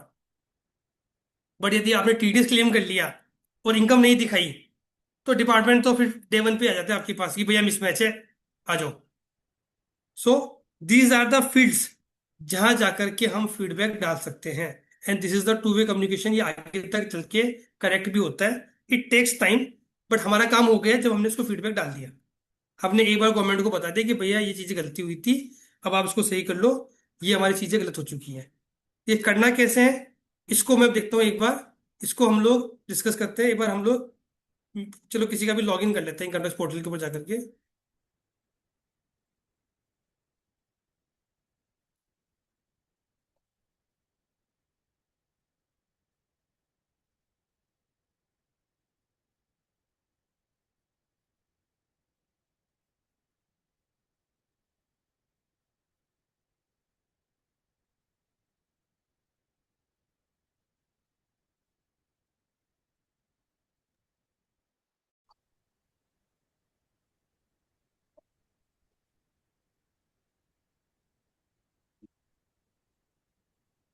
ये स्क्रीन शेयर हो रही है, पोर्टल शो हो रहा है स्क्रीन पे, हाँ आ रहा है Anshul ji. Income tax portal आ रहा है ना। So ji. Again this is the AS का इंफॉर्मेशन। जैसे हम पोर्टल जाके खोलते हैं, एक नई विंडो खोलते हैं, एक अलग से पोर्टल है उसका, जहाँ पे जाके वो शो कर देता है। आप यहाँ से डाउनलोड भी कर सकते हो। This is the as information, basic window किसी भी ईयर का खोल सकते हो आप। एएस पोर्टल जो हमने डिस्कस किया था अभी, किसी भी चीज़ को जाकर के हम डिटेल में देख सकते हैं कि यदि आपके डिविडेंड आ रहे हैं तो कहाँ कहाँ से आ रहे हैं। टीडीएस कटा हुआ है तो इसमें आएगा, अदरवाइज वो एसएफटी में जाएगा। जितने भी इनकम आ रहे हैं उसको टीडीएस कटा हुआ आ जाता है। सेकेंड चीज एसएफटी, यहाँ पे डिटेल में शो होता है इनकम। यहाँ पे पूरा सोर्स शो होगा आपको, कितनी तारीख को उसने रिपोर्ट करा है, दिस द रिपोर्टिंग डेट, कौन सी कंपनी का काउंट आता है। यदि साल में 2 बार डिविडेंड दिया तो यहाँ पे 2 आ जाएगा, 3 बार दिया तो 3 आ जाएगा। एक एक इंफॉर्मेशन यहाँ पे सही है, और हर हेड वाइज आप अलग अलग जाकर के उसका ट्रांजेक्शन दे सकते हो। जैसे किसी का समझो ये सेविंग अकाउंट का इंटरेस्ट यहाँ 2 शो कर रहा है, तो यहाँ आपको दोनों के अंदर अलग अलग फीडबैक देने का ऑप्शन है। यहाँ पे हर रिपोर्टेड ट्रांजेक्शन का अलग अलग आप फीडबैक दे सकते हो। मैं यहाँ पे गया ऑप्शन के अंदर, और यहाँ जाकर के सारे पेपर ऑप्शन शो हो रहे हैं कि सर मैं यहाँ पे कर दूंगा। फॉर एग्जाम्पल मैंने इसको बोला कि सर ये अदर पेन से रिलेटेड है, तो ये मेरे से पूछेगा। अंशुल जी आई थिंक स्क्रीन दिख नहीं रही ये दिख रहा है। लोगों की। हाँ स्क्रीन शो नहीं हो रही।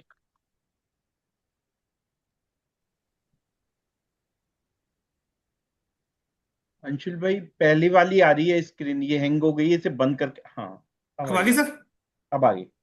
चलिए अपन स्टार्टिंग से कर लेते हैं वापस। हाँ। सर जो एक चीज हमने डिस्कस किया था, दिस इज लाइव पोर्टल।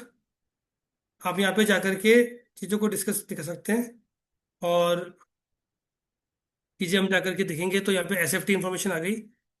यहाँ पे फॉर एग्जांपल ये 2 अकाउंट्स का स्टेटमेंट आ रहा है, तो ये हर ट्रांजेक्शन वाइज यहाँ पे काउंट भी आता है, किसने कितनी बार हुआ ट्रांजेक्शन हुआ। अलग अलग काउंट से डिटेल में जाके आप चेक कर सकते हो। यहाँ पे जाकर के इसमें ऑप्शन फीडबैक देने का ऑप्शन है, जो हम डिस्कस कर रहे थे, सारे ऑप्शन इसमें दिख जाएंगे। Information is correct, not taxable, joint holder, primary holder में नहीं हूँ, गलत है, अलग पैन का है।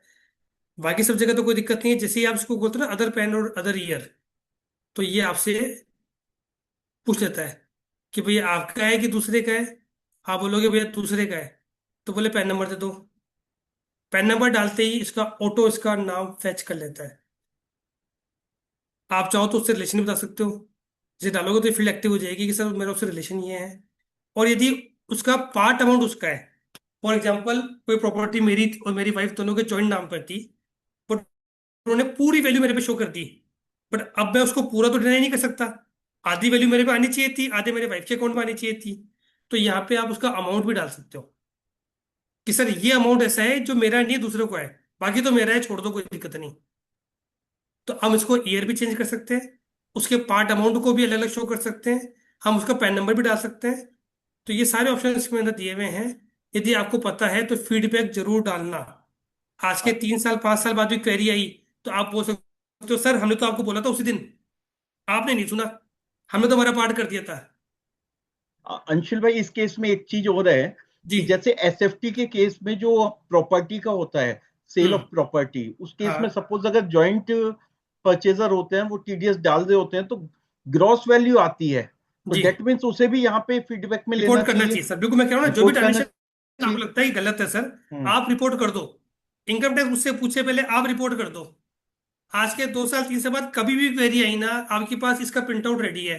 सर आप बाद में बोलना हमें तो आपको 2 साल पहले ही बता दिया था कि सर आपके पोर्टल में गलती है।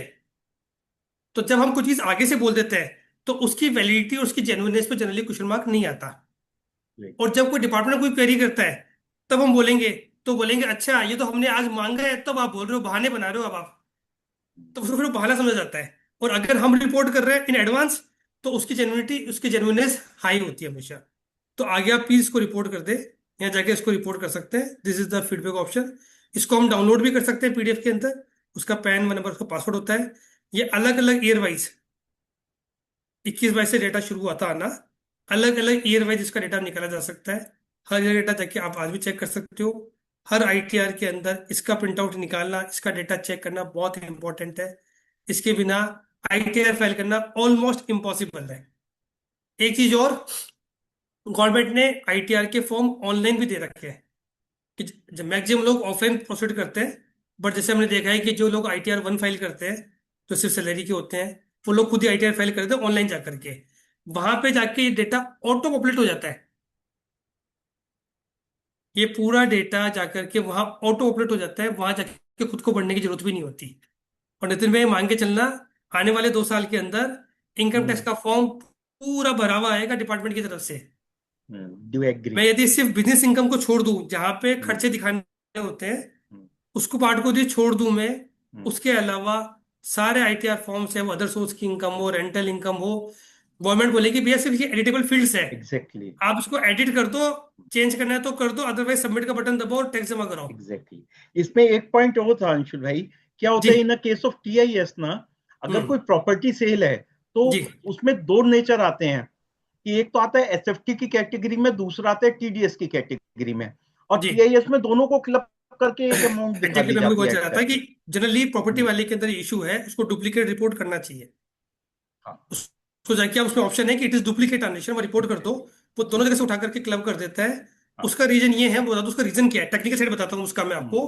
हम्म, किसी भी लैंड रजिस्ट्रार ने जाकर के डेटा रिपोर्ट कर दिया कि सर इस आदमी ने प्रॉपर्टी बेची, ठीक है, और टीडीएस वाले ने जाकर के रिपोर्ट कर दिया कि भाई करिए, दोनों के अंदर कोई भी कॉमन पॉइंट ही नहीं है अमाउंट के अलावा। कोई भी ऐसा कॉमन पॉइंट ही नहीं है जिसको सॉफ्टवेयर उस फील्ड को कॉमन पकड़ करके डुप्लीकेसी को हटा सके। यहाँ पे जो डेटा इन्फॉर्मेशन आता है वो अलग जाता है, वहां पे अलग चल जाता है। कोई कॉमन पॉइंट ही नहीं है, सिर्फ हमारा पैन नंबर और अमाउंट, दो ही चीज कॉमन है। इवन कई बार तो मैं देखा है कि सेम डेटा ट्रांजेक्शन है, डिपार्टमेंट को उसको भी मानने को तैयार नहीं होता। उसको बताना पड़ता है। अभी एक कुछ स्क्रूटनी केसेस था साल भर पहले, उसको हमने पूरा बैंक स्टेटमेंट दिया कि सर ये पूरा बैंक स्टेटमेंट इसको तसल्ली से देख लो, ये दो नहीं एक ही ट्रांजेक्शन है, तब जाके डिमांड जस्टिफाइड हुआ। सो इट्स ऑलवेज बेनिफिशियल कि हम खुद आगे से रिपोर्ट कर दें, ताकि जब 148 का नोटिस आएगा तो हम खुद ही बोल देंगे, उसी दिन उसका जवाब चिपका देंगे साथ में। तो मेरे हिसाब से प्रोबेबिलिटी है कि आपकी स्क्रूटनी खुले ही नहीं, वहीं वो मैटर ड्रॉप हो जाए कि सर हमने इसको रिपोर्ट कर रखा है, this is the wrong matter, portal का कुछ ग्लिच है, आप उसको क्लियर करो, हमने ऑलरेडी 2 साल पहले रिपोर्ट कर दिया था। तो this is the thing, data को ढंग से वेरीफाई करो, चेक करो। और एक और एडवाइस, यदि इस डेटा को मानने से, फॉर एग्जाम्पल मैं मेजरली बात कर रहा हूँ सेविंग अकाउंट के इंटरेस्ट और डिविडेंड की, यदि उसका डेटा प्लस माइनस करने से आपके टैक्सेबिलिटी में फर्क नहीं पड़ रहा, आप उसको एक्सेप्ट करके आगे बढ़ जाओ, मेरा ये मानना है। यदि उससे आपकी टैक्सेबिलिटी में फर्क नहीं पड़ रहा, क्योंकि हम जानते हैं कि अब जब 12 लाख रुपए का स्लैब हो चुका है, तो वी नो ऑल नो कि 70-75% ITRs will be below 12 lakhs। हमारे इंडिया की 75% पॉपुलेशन उससे नीचे ही होगी, जो लाख रुपए महीने से कम कमाती है। तो उनकी टैक्सेबिलिटी में कोई फर्क नहीं पड़ने वाला। तो हम उस मैटर को आगे लेके जाए, एस्केलेट करें, उसमें गवर्नमेंट से संवाद करें, डिपार्टमेंट को चैलेंज करें, उससे बेटर है कि उसको फिगर दिखा करके रिटर्न फाइल कर दी जाए। कोई फर्क नहीं पड़ने वाला, उससे कोई बहुत इम्पैक्ट नहीं पड़ता यदि अमाउंट बहुत छोटा है तो, और विथ कंसेंट ऑफ क्लाइंट। ये जरूर ध्यान रखना, क्लाइंट की कंसेंट जरूर ले लेना, वरना क्लाइंट बाद में बोलेगा कि हमने हमने मेरे से पूछा ही नहीं था। तो कोई भी मैटर यहाँ पे आ रहा है, आवर फर्स्ट जो हमारी रिस्पॉन्सिबिलिटी है वो ये है कि सबसे पहले हमारे क्लाइंट को बताएं कि सर देखो आपका पोर्टल ये बोल रहा है, फिर उससे उसकी रिलेवेंट इन्फॉर्मेशन ले, उसको हम भी अपने लेवल पे क्रॉस चेक करें। क्रॉस चेक करने के बाद उसको जो भी सूटेबल हेड्स है, वहां जाकर के उसका फीडबैक दे दे कि सर ये इन्फॉर्मेशन गलत है, ये नहीं, ये पता है तो बता दो कि सर ये होना चाहिए था, नहीं पता तो उसको डिनाई कर दो, हमारी नहीं है भैया, गलत है, डुप्लीकेट है, डिपार्टमेंट लेवल पे चेक करता रहेगा। जो भी हम रिपोर्टिंग बताएंगे, इट्स डिपार्टमेंट प्रोसीजर कि डिपार्टमेंट उस रिप्लाई को सोर्स एजेंसी को दोबारा भेजता है। डिपार्टमेंट उसको सोर्स एजेंसी को भेजता है कि सर आपका जो रिपोर्ट आई थी उस पे किसी पैन नंबर का ये फीडबैक आया है, please verify the same and give us the report, कि क्या वो सही बोल रहा है क्या।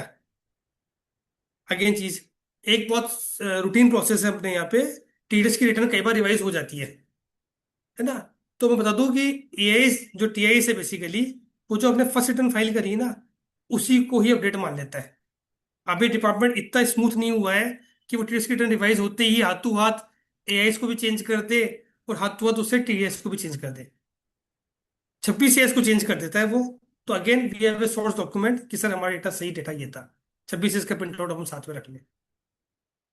सो इट्स माई एडवाइस कि ये चीजें कर ले। और मैं बता रहा हूँ कि आप कुछ भी कर लो, आपका सारा डेटा डिपार्टमेंट के पास है। अच्छी बात ये होने लगी, मैं बोलता हूँ डिपार्टमेंट एक अच्छा काम किया है कि सामने से हमें दिखा रहा है, एटलीस्ट हमें करेक्शन करने का एक चांस तो दे रहा है। अदरवाइज मेरा ये मानना है कि 10-15% रिटर्न तो गलत जाती यदि ये डेटा में पता नहीं होता, क्योंकि हमारा क्लाइंट हमें सारी बात खुल के कई बार नहीं बताता। जैसे शेयर ट्रांजेक्शन है, सर उसमें तो लॉस था, मैंने बताया नहीं इसलिए आपको। अरे भाई, तुम लॉस है। अभी हम ऐसा देखते हैं कि कई लोग ये जो ड्रीम 11 या इस तरह की जो एप्स है, उस पर छोटे छोटे ट्रांजेक्शन कर लेते हैं, 100-200 रुपये 300 रुपये की इनकम आ जाती है उनके। जनरली वो ना में पता पड़ता, ना वो बताते। बट अब यहाँ पे video income, virtual digital sets की इनकम यहाँ पे शो हो जाती है, तो हमें उसको दिखाना कंपलसरी हो चुका है। तो ऐसे बहुत सारी चीजें जिसको हम रूटीन चेकअप में क्लाइंट से नहीं निकाल पा सकते। भाई इंटरेस्ट आप निकाल लोगे, एफडी का इंटरेस्ट आप निकाल लोगे, डिविडेंड इनकम आप एक्सट्रैक्ट कर लोगे, जब जीएसटी टर्नओवर आप निकाल लोगे, स्टिल एक हमारे पास रिलायबल सोर्स है जहाँ से हम क्रॉस चेक कर सकते हैं, और जिसको जल्दी से हमारा क्लाइंट भी चैलेंज नहीं करेगा कि हाँ सर वो नहीं बोल रहा है तो कुछ सही होगा, मैं एक बार जो चेक कर लेता हूँ, मैं चेक करके बताता हूँ आपको मैं। तो दिस इज द थिंग कि जहाँ डिपार्टमेंट ने पूरा डेटा इकट्ठा करके हमें परोस के दे दिया है कि भैया आईटीआर बनने से पहले चेक कर लो, वरना हम तो करने वाले हैं। सेकेंड इंपॉर्टेंट चीज, इसकी डेटा मैचिंग के अंदर ह्यूमन इंटरवेंशन इज जीरो। कोई भी ऑफिसर इसमें इन्वॉल्व होता ही नहीं। उन्होंने बैकएंड पे सॉफ्टवेयर डेवलप कर रखे हैं जो डेटा को auto field to field check करते हैं। उसमें कुछ इश्यू होता है तो आपको नोटिस बना के भेज देते हैं, या तो आप उसको करेक्ट कर दो। अदरवाइज फिर वो नोटिस वाला मैटर किसी ऑफिसर के पास जाता है कि सर ये मैटर आया हुआ है, अब आप उसको टेकअप करो, कैसे करना है, इन फॉर्म ऑफ स्क्रूटनी और वॉट एवर फॉर्म जो भी करना है उनको वो करेंगे। अदरवाइज पहले पूरा काम सॉफ्टवेयर ही कर रहा है, क्योंकि नंबर ऑफ असेसीज बहुत बढ़ गए हैं अब, मैनुअल चेक होना नहीं है, और इसमें बाई चांस वाला वर्ड हट चुका है। This is the thing. कुछ क्वेरीज तो ले सकते हैं सर अपन। Thank you Anshul ji. जिनको भी कुछ क्वेरीज हैं आप प्लीज टाइप करिए अब।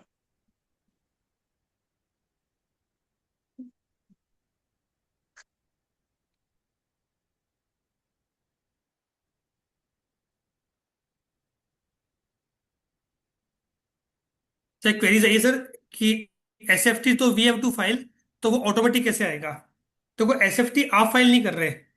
फॉर एग्जाम्पल समझना कि आपने किसी बैंक में खाता खुलवा रखा है, तो एसएफटी की रिपोर्टिंग बैंक कर रहा है, आप नहीं कर रहे हो।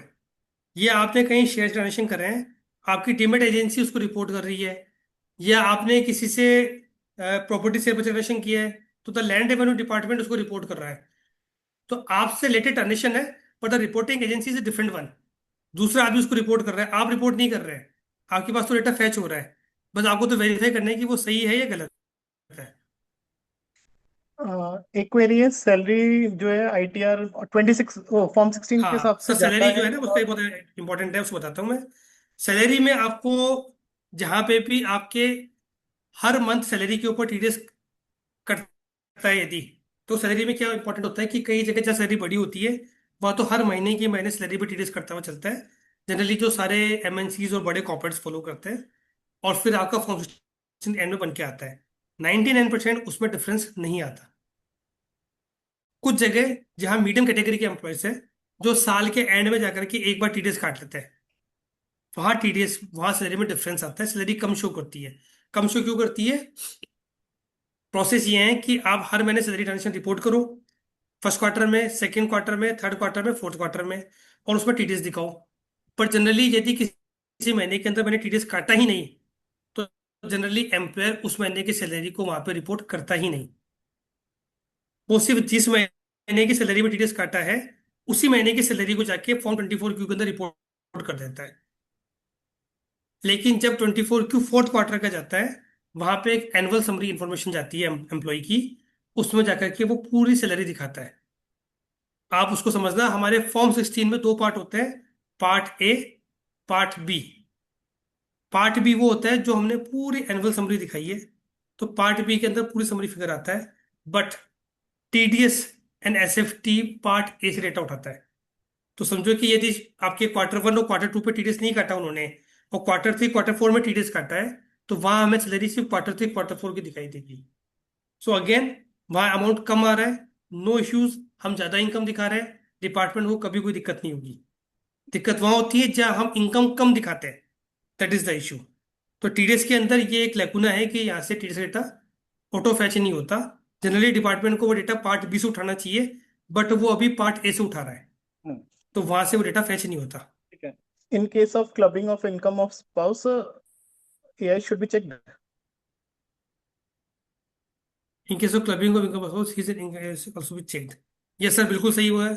यदि आप किसी की इनकम को क्लब कर रहे हो, फॉर एग्जाम्पल मेरे घर में बच्चे हैं जिनका मैंने पैन कार्ड नंबर ले रखा है, उनका माइनर अकाउंट है, तो ऑब्वियस सी बात है कि उनकी इनकम में ऐड होगी ही होगी। तो जब भी मुझे मेरी आईटीआर फाइल करनी है, मुझे उनके भी बैंक स्टेटमेंट लेने ही पड़ेंगे, मुझे उनकी भी इनकम लेनी ही पड़ेगी, उनका भी 26 AIS TIS लेना ही पड़ेगा, चाहे वो मेरी वाइफ है, स्पाउस है, मेरे बच्चे हैं, जो भी है। आपको यदि उनकी इनकम क्लब होनी है तो आपको उनका डेटा तो क्लब करना ही पड़ेगा आपके साथ, no option with you. Next query आई है सपनदीप जी की। I have a query whether to download PDF of AS or then do computation income, or is it better to see on portal? Is it better to do just like this because the few days ago I am on computation income in PDF it was showing by function of inter-saving. Sir मैं आपको बता दूं, जो आप बोल रहे इन्होंने लिखा है कि जो ASTS है उसको FD उसको PDF में डाउनलोड किया जाए या पोर्टल से निकाला जाए। बोले कुछ दिनों पहले जब मैंने चेक किया तो वहाँ कुछ फिगर में डिफरेंस था, और मैं जब चेक कर रहा था तो वहाँ डेटा डिटेल दिख रहा था, और जब मेरे सर ने चेक किया तो वहाँ समरी है।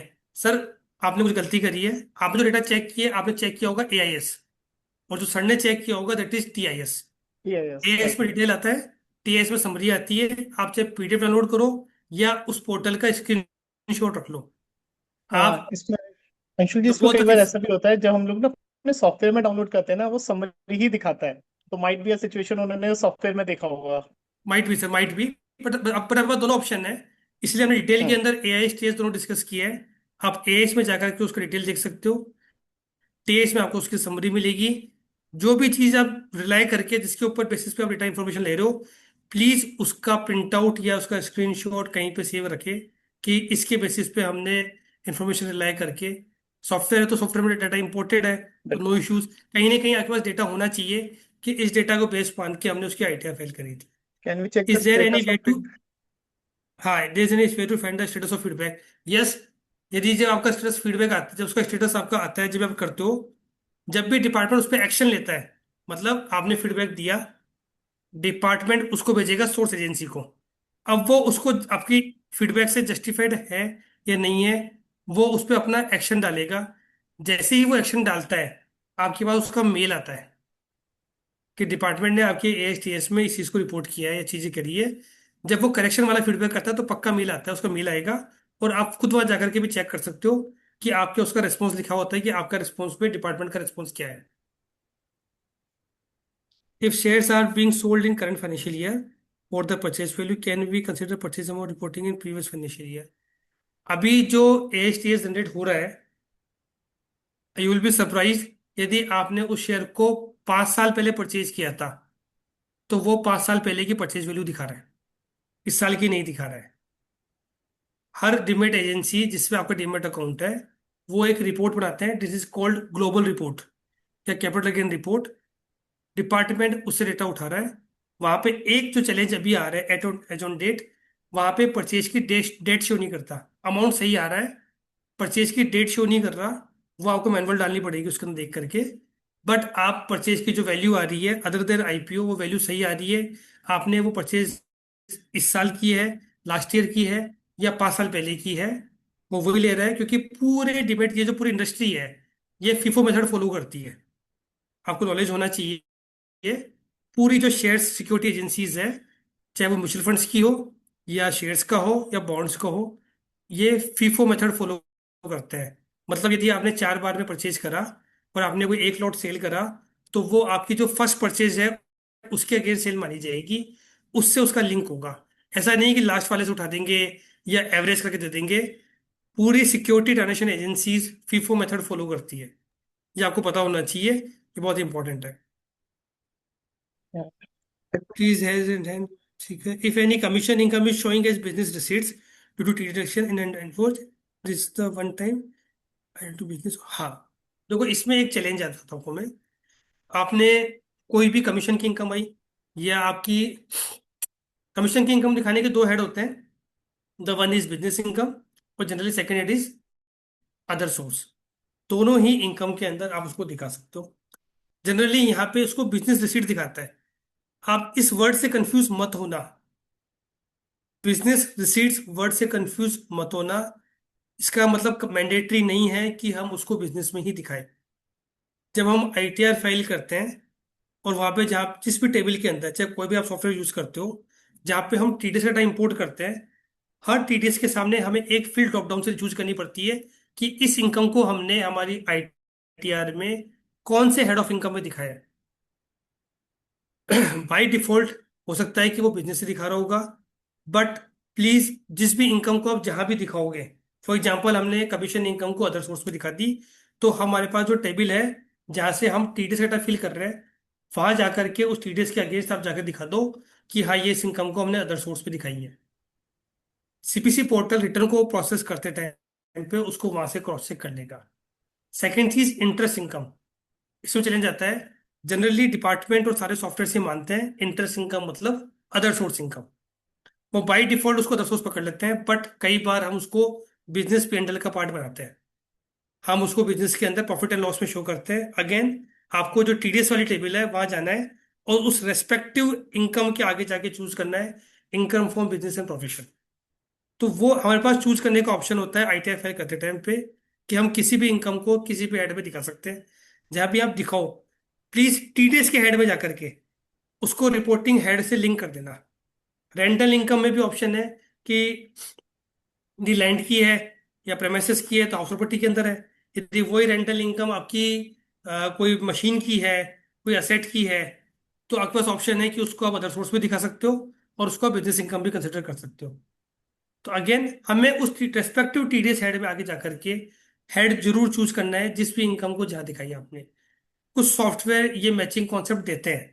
जब हम रिटर्न को ई वेरीफाई करने जाते हैं, वो सॉरी, ई फाइल करने जाते हैं हम लोग, और जब रिटर्न के फॉर्म्स को वैलिडेट करते हैं, कुछ सॉफ्टवेयर को चेक कर देते होंगे, कुछ नहीं करते होंगे। बट अगेन, हमें इंश्योर करना है कि रेस्पेक्टिव टीडीएस के अंदर जाकर के वो इनकम को सोर्स दिखा दे। इट्स नॉट मैंडेटरी कि हेड आपको चूज करना है, वहां से मैंडेटरी नहीं कि आप कौन सा हेड लोगे। Last query. In case of joint account holder, many a times the transaction done by Y are reflected in AIS of the husband and vice versa. Difficult to trace. How to go out about it? Sir again, आपको ये joint account है, सबसे important चीज जो आती है वो आती है cash deposit. Saving bank account का इंटरेस्ट वो तो आएगा ही आएगा, है ना। तो जहां भी जॉइंट अकाउंट्स है वह आपको देखना पड़ेगा कि इस अकाउंट की, और जनरली क्या होता है कि उस अकाउंट की सोर्स क्या है, जो उसे पैसा आ रहा है ना, बेसिकली वो सोर्स इंपॉर्टेंट है। कि क्योंकि पैसे से इनकम जनरेट होती है। तो फॉर एग्जांपल, उसमें जो पैसा जमा हुआ, यदि वो हस्बैंड की इनकम का हुआ है तो उसके रिलेटेड इनकम होगी।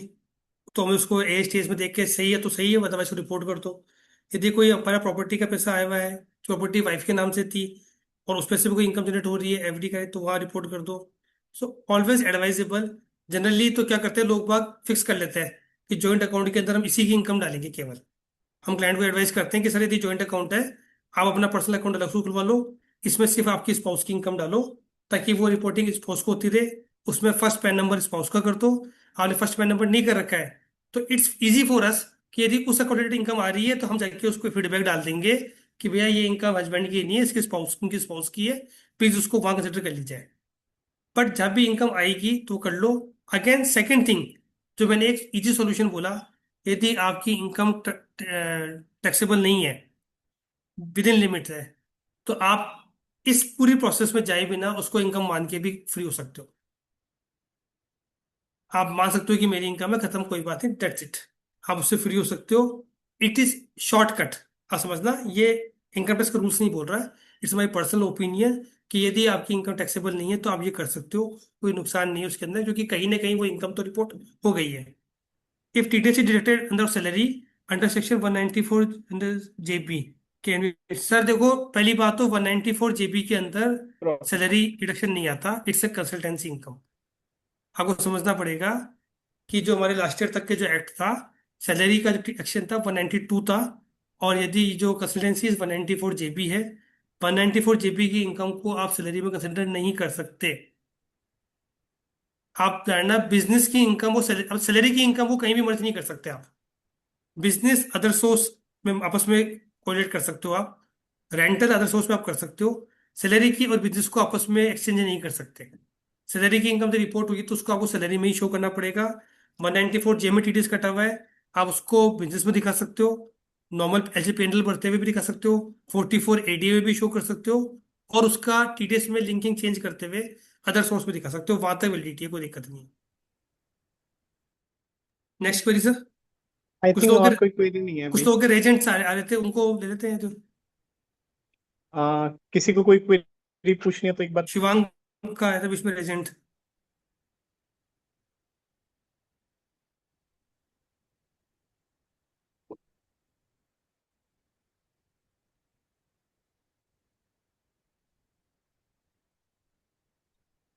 क्वेरीज नहीं है तो अब इसको कंटिन्यू करते हैं सर। ठीक है, so the in Anshul ji summary से। हम बात करें तो, जिस डिजिटल एरा में हम लोग जी रहे हैं और आप लोग जब आने वाले हो आज के साल बाद, 2 साल 3 साल बाद इस प्रैक्टिस वाली फील्ड में आने वाले हो, तो all thing the whole process will be digitalized. So अब इंपॉर्टेंट ये हो गया है, यही सबसे चीज समझना कि how to crack the system. आपको सिस्टम्स के लॉजिक्स पता होने चाहिए कि इस डेटा का सोर्स क्या है, सिस्टम इस डेटा को आगे प्रोसेस कैसे करता है, और इसका आउटपुट कैसे आता है। यदि आपने ये सीख लिया, सिस्टम को क्रैक करना सीख लिया, 99% डिपार्टमेंट उस चीज को ट्रेस ही नहीं कर पाएगा। डिपार्टमेंट उसके अंदर आपके स्क्रूटनी खुलने के या आपकी फाइल ओपन होने के चांसेस बहुत नेग्लिजिबल हो जाते हैं।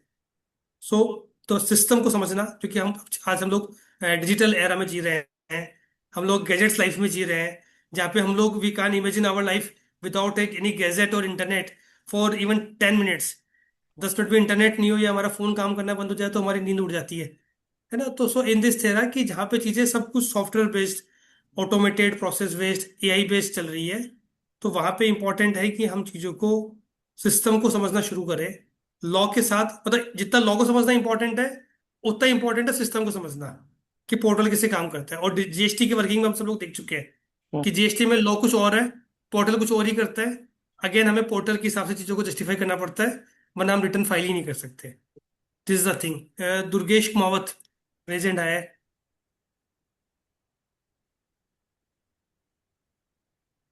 एक क्वेरी है, AIS और 26AS which is more reliable source?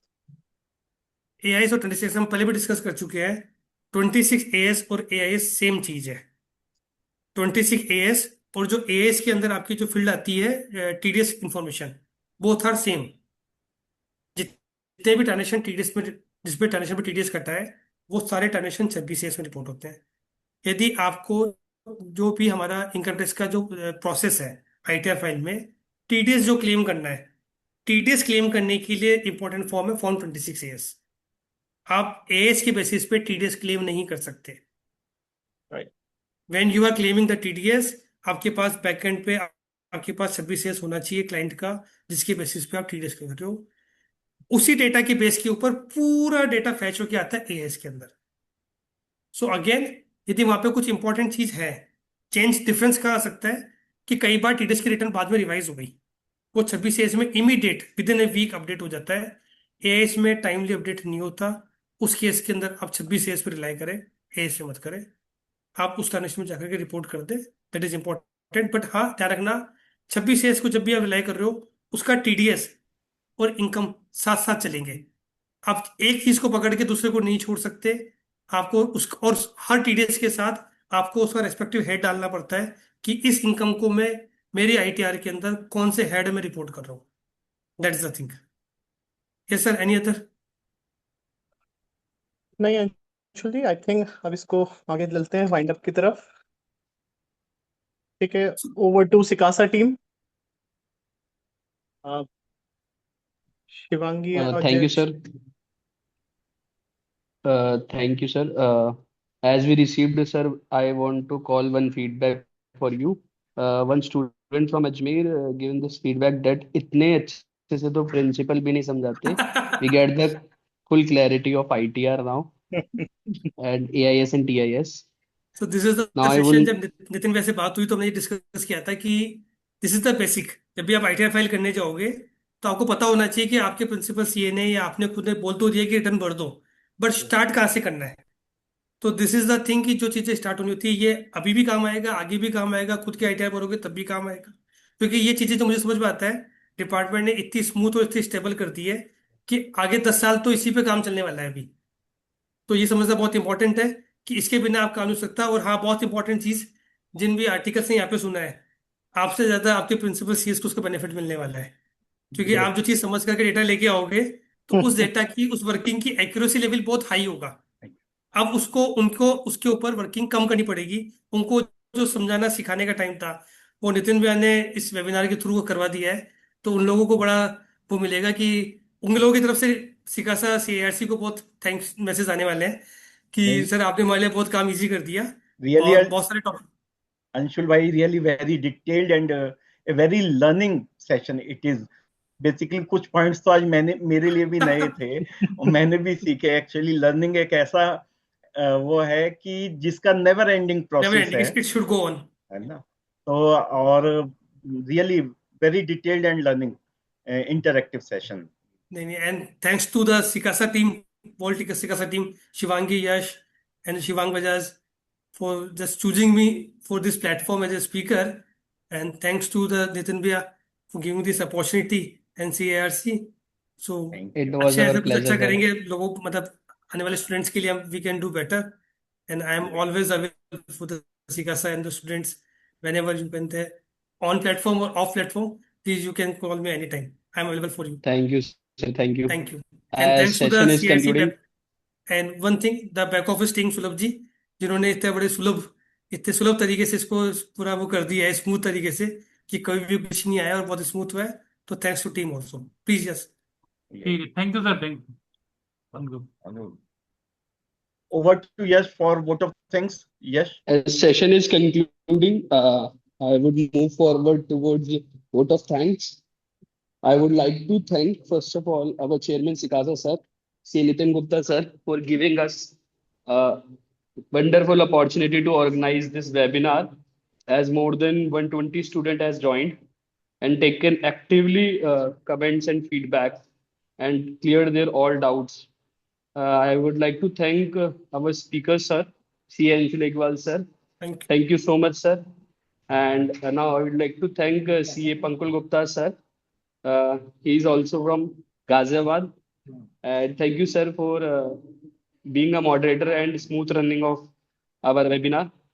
I would like to thank Shivangi, Secretary Sikasa, Shivang Bajaj, and all the team. Thank you so much, sir. Thank you, Sulabh, sir, and the team, those who are managing at backend. Thank you so much, sir, and thank you so much for wonderful participants in active engagement of webinars. Thank you, sir. Thank you. Thank you all. Thank you, कोई भी Anshul bhai. Queries है, Thank you, please Pankaj आप ji. लोग कभी भी, मतलब इकट्ठी यदि कोई क्वेरीज आती भी है तो आप लोग कभी इकट्ठी करके अपन कभी भी उनको कर सकते हैं दोबारा भी। Done. तो क्वेरीज आए तो प्लीज आप लोग, ये जो शिवांगी या शिवांग सब एक्टिव लोग हैं, उनमें से किसी को भी फॉरवर्ड कर दीजिएगा। आई विल ट्राई कि मैं उसका रिप्लाई दे सकूँ। Done. So thank you, Thank thank you so much, Anshul bhai. Thank you, Pankaj bhai, and thanks to all the participants, Yash, Shivangi, Shivang, and all of my Sikasa team, and thanks to CIRC staff also. Thanks, thank you so much. Thank you. Thank you, Sulabh ji. You may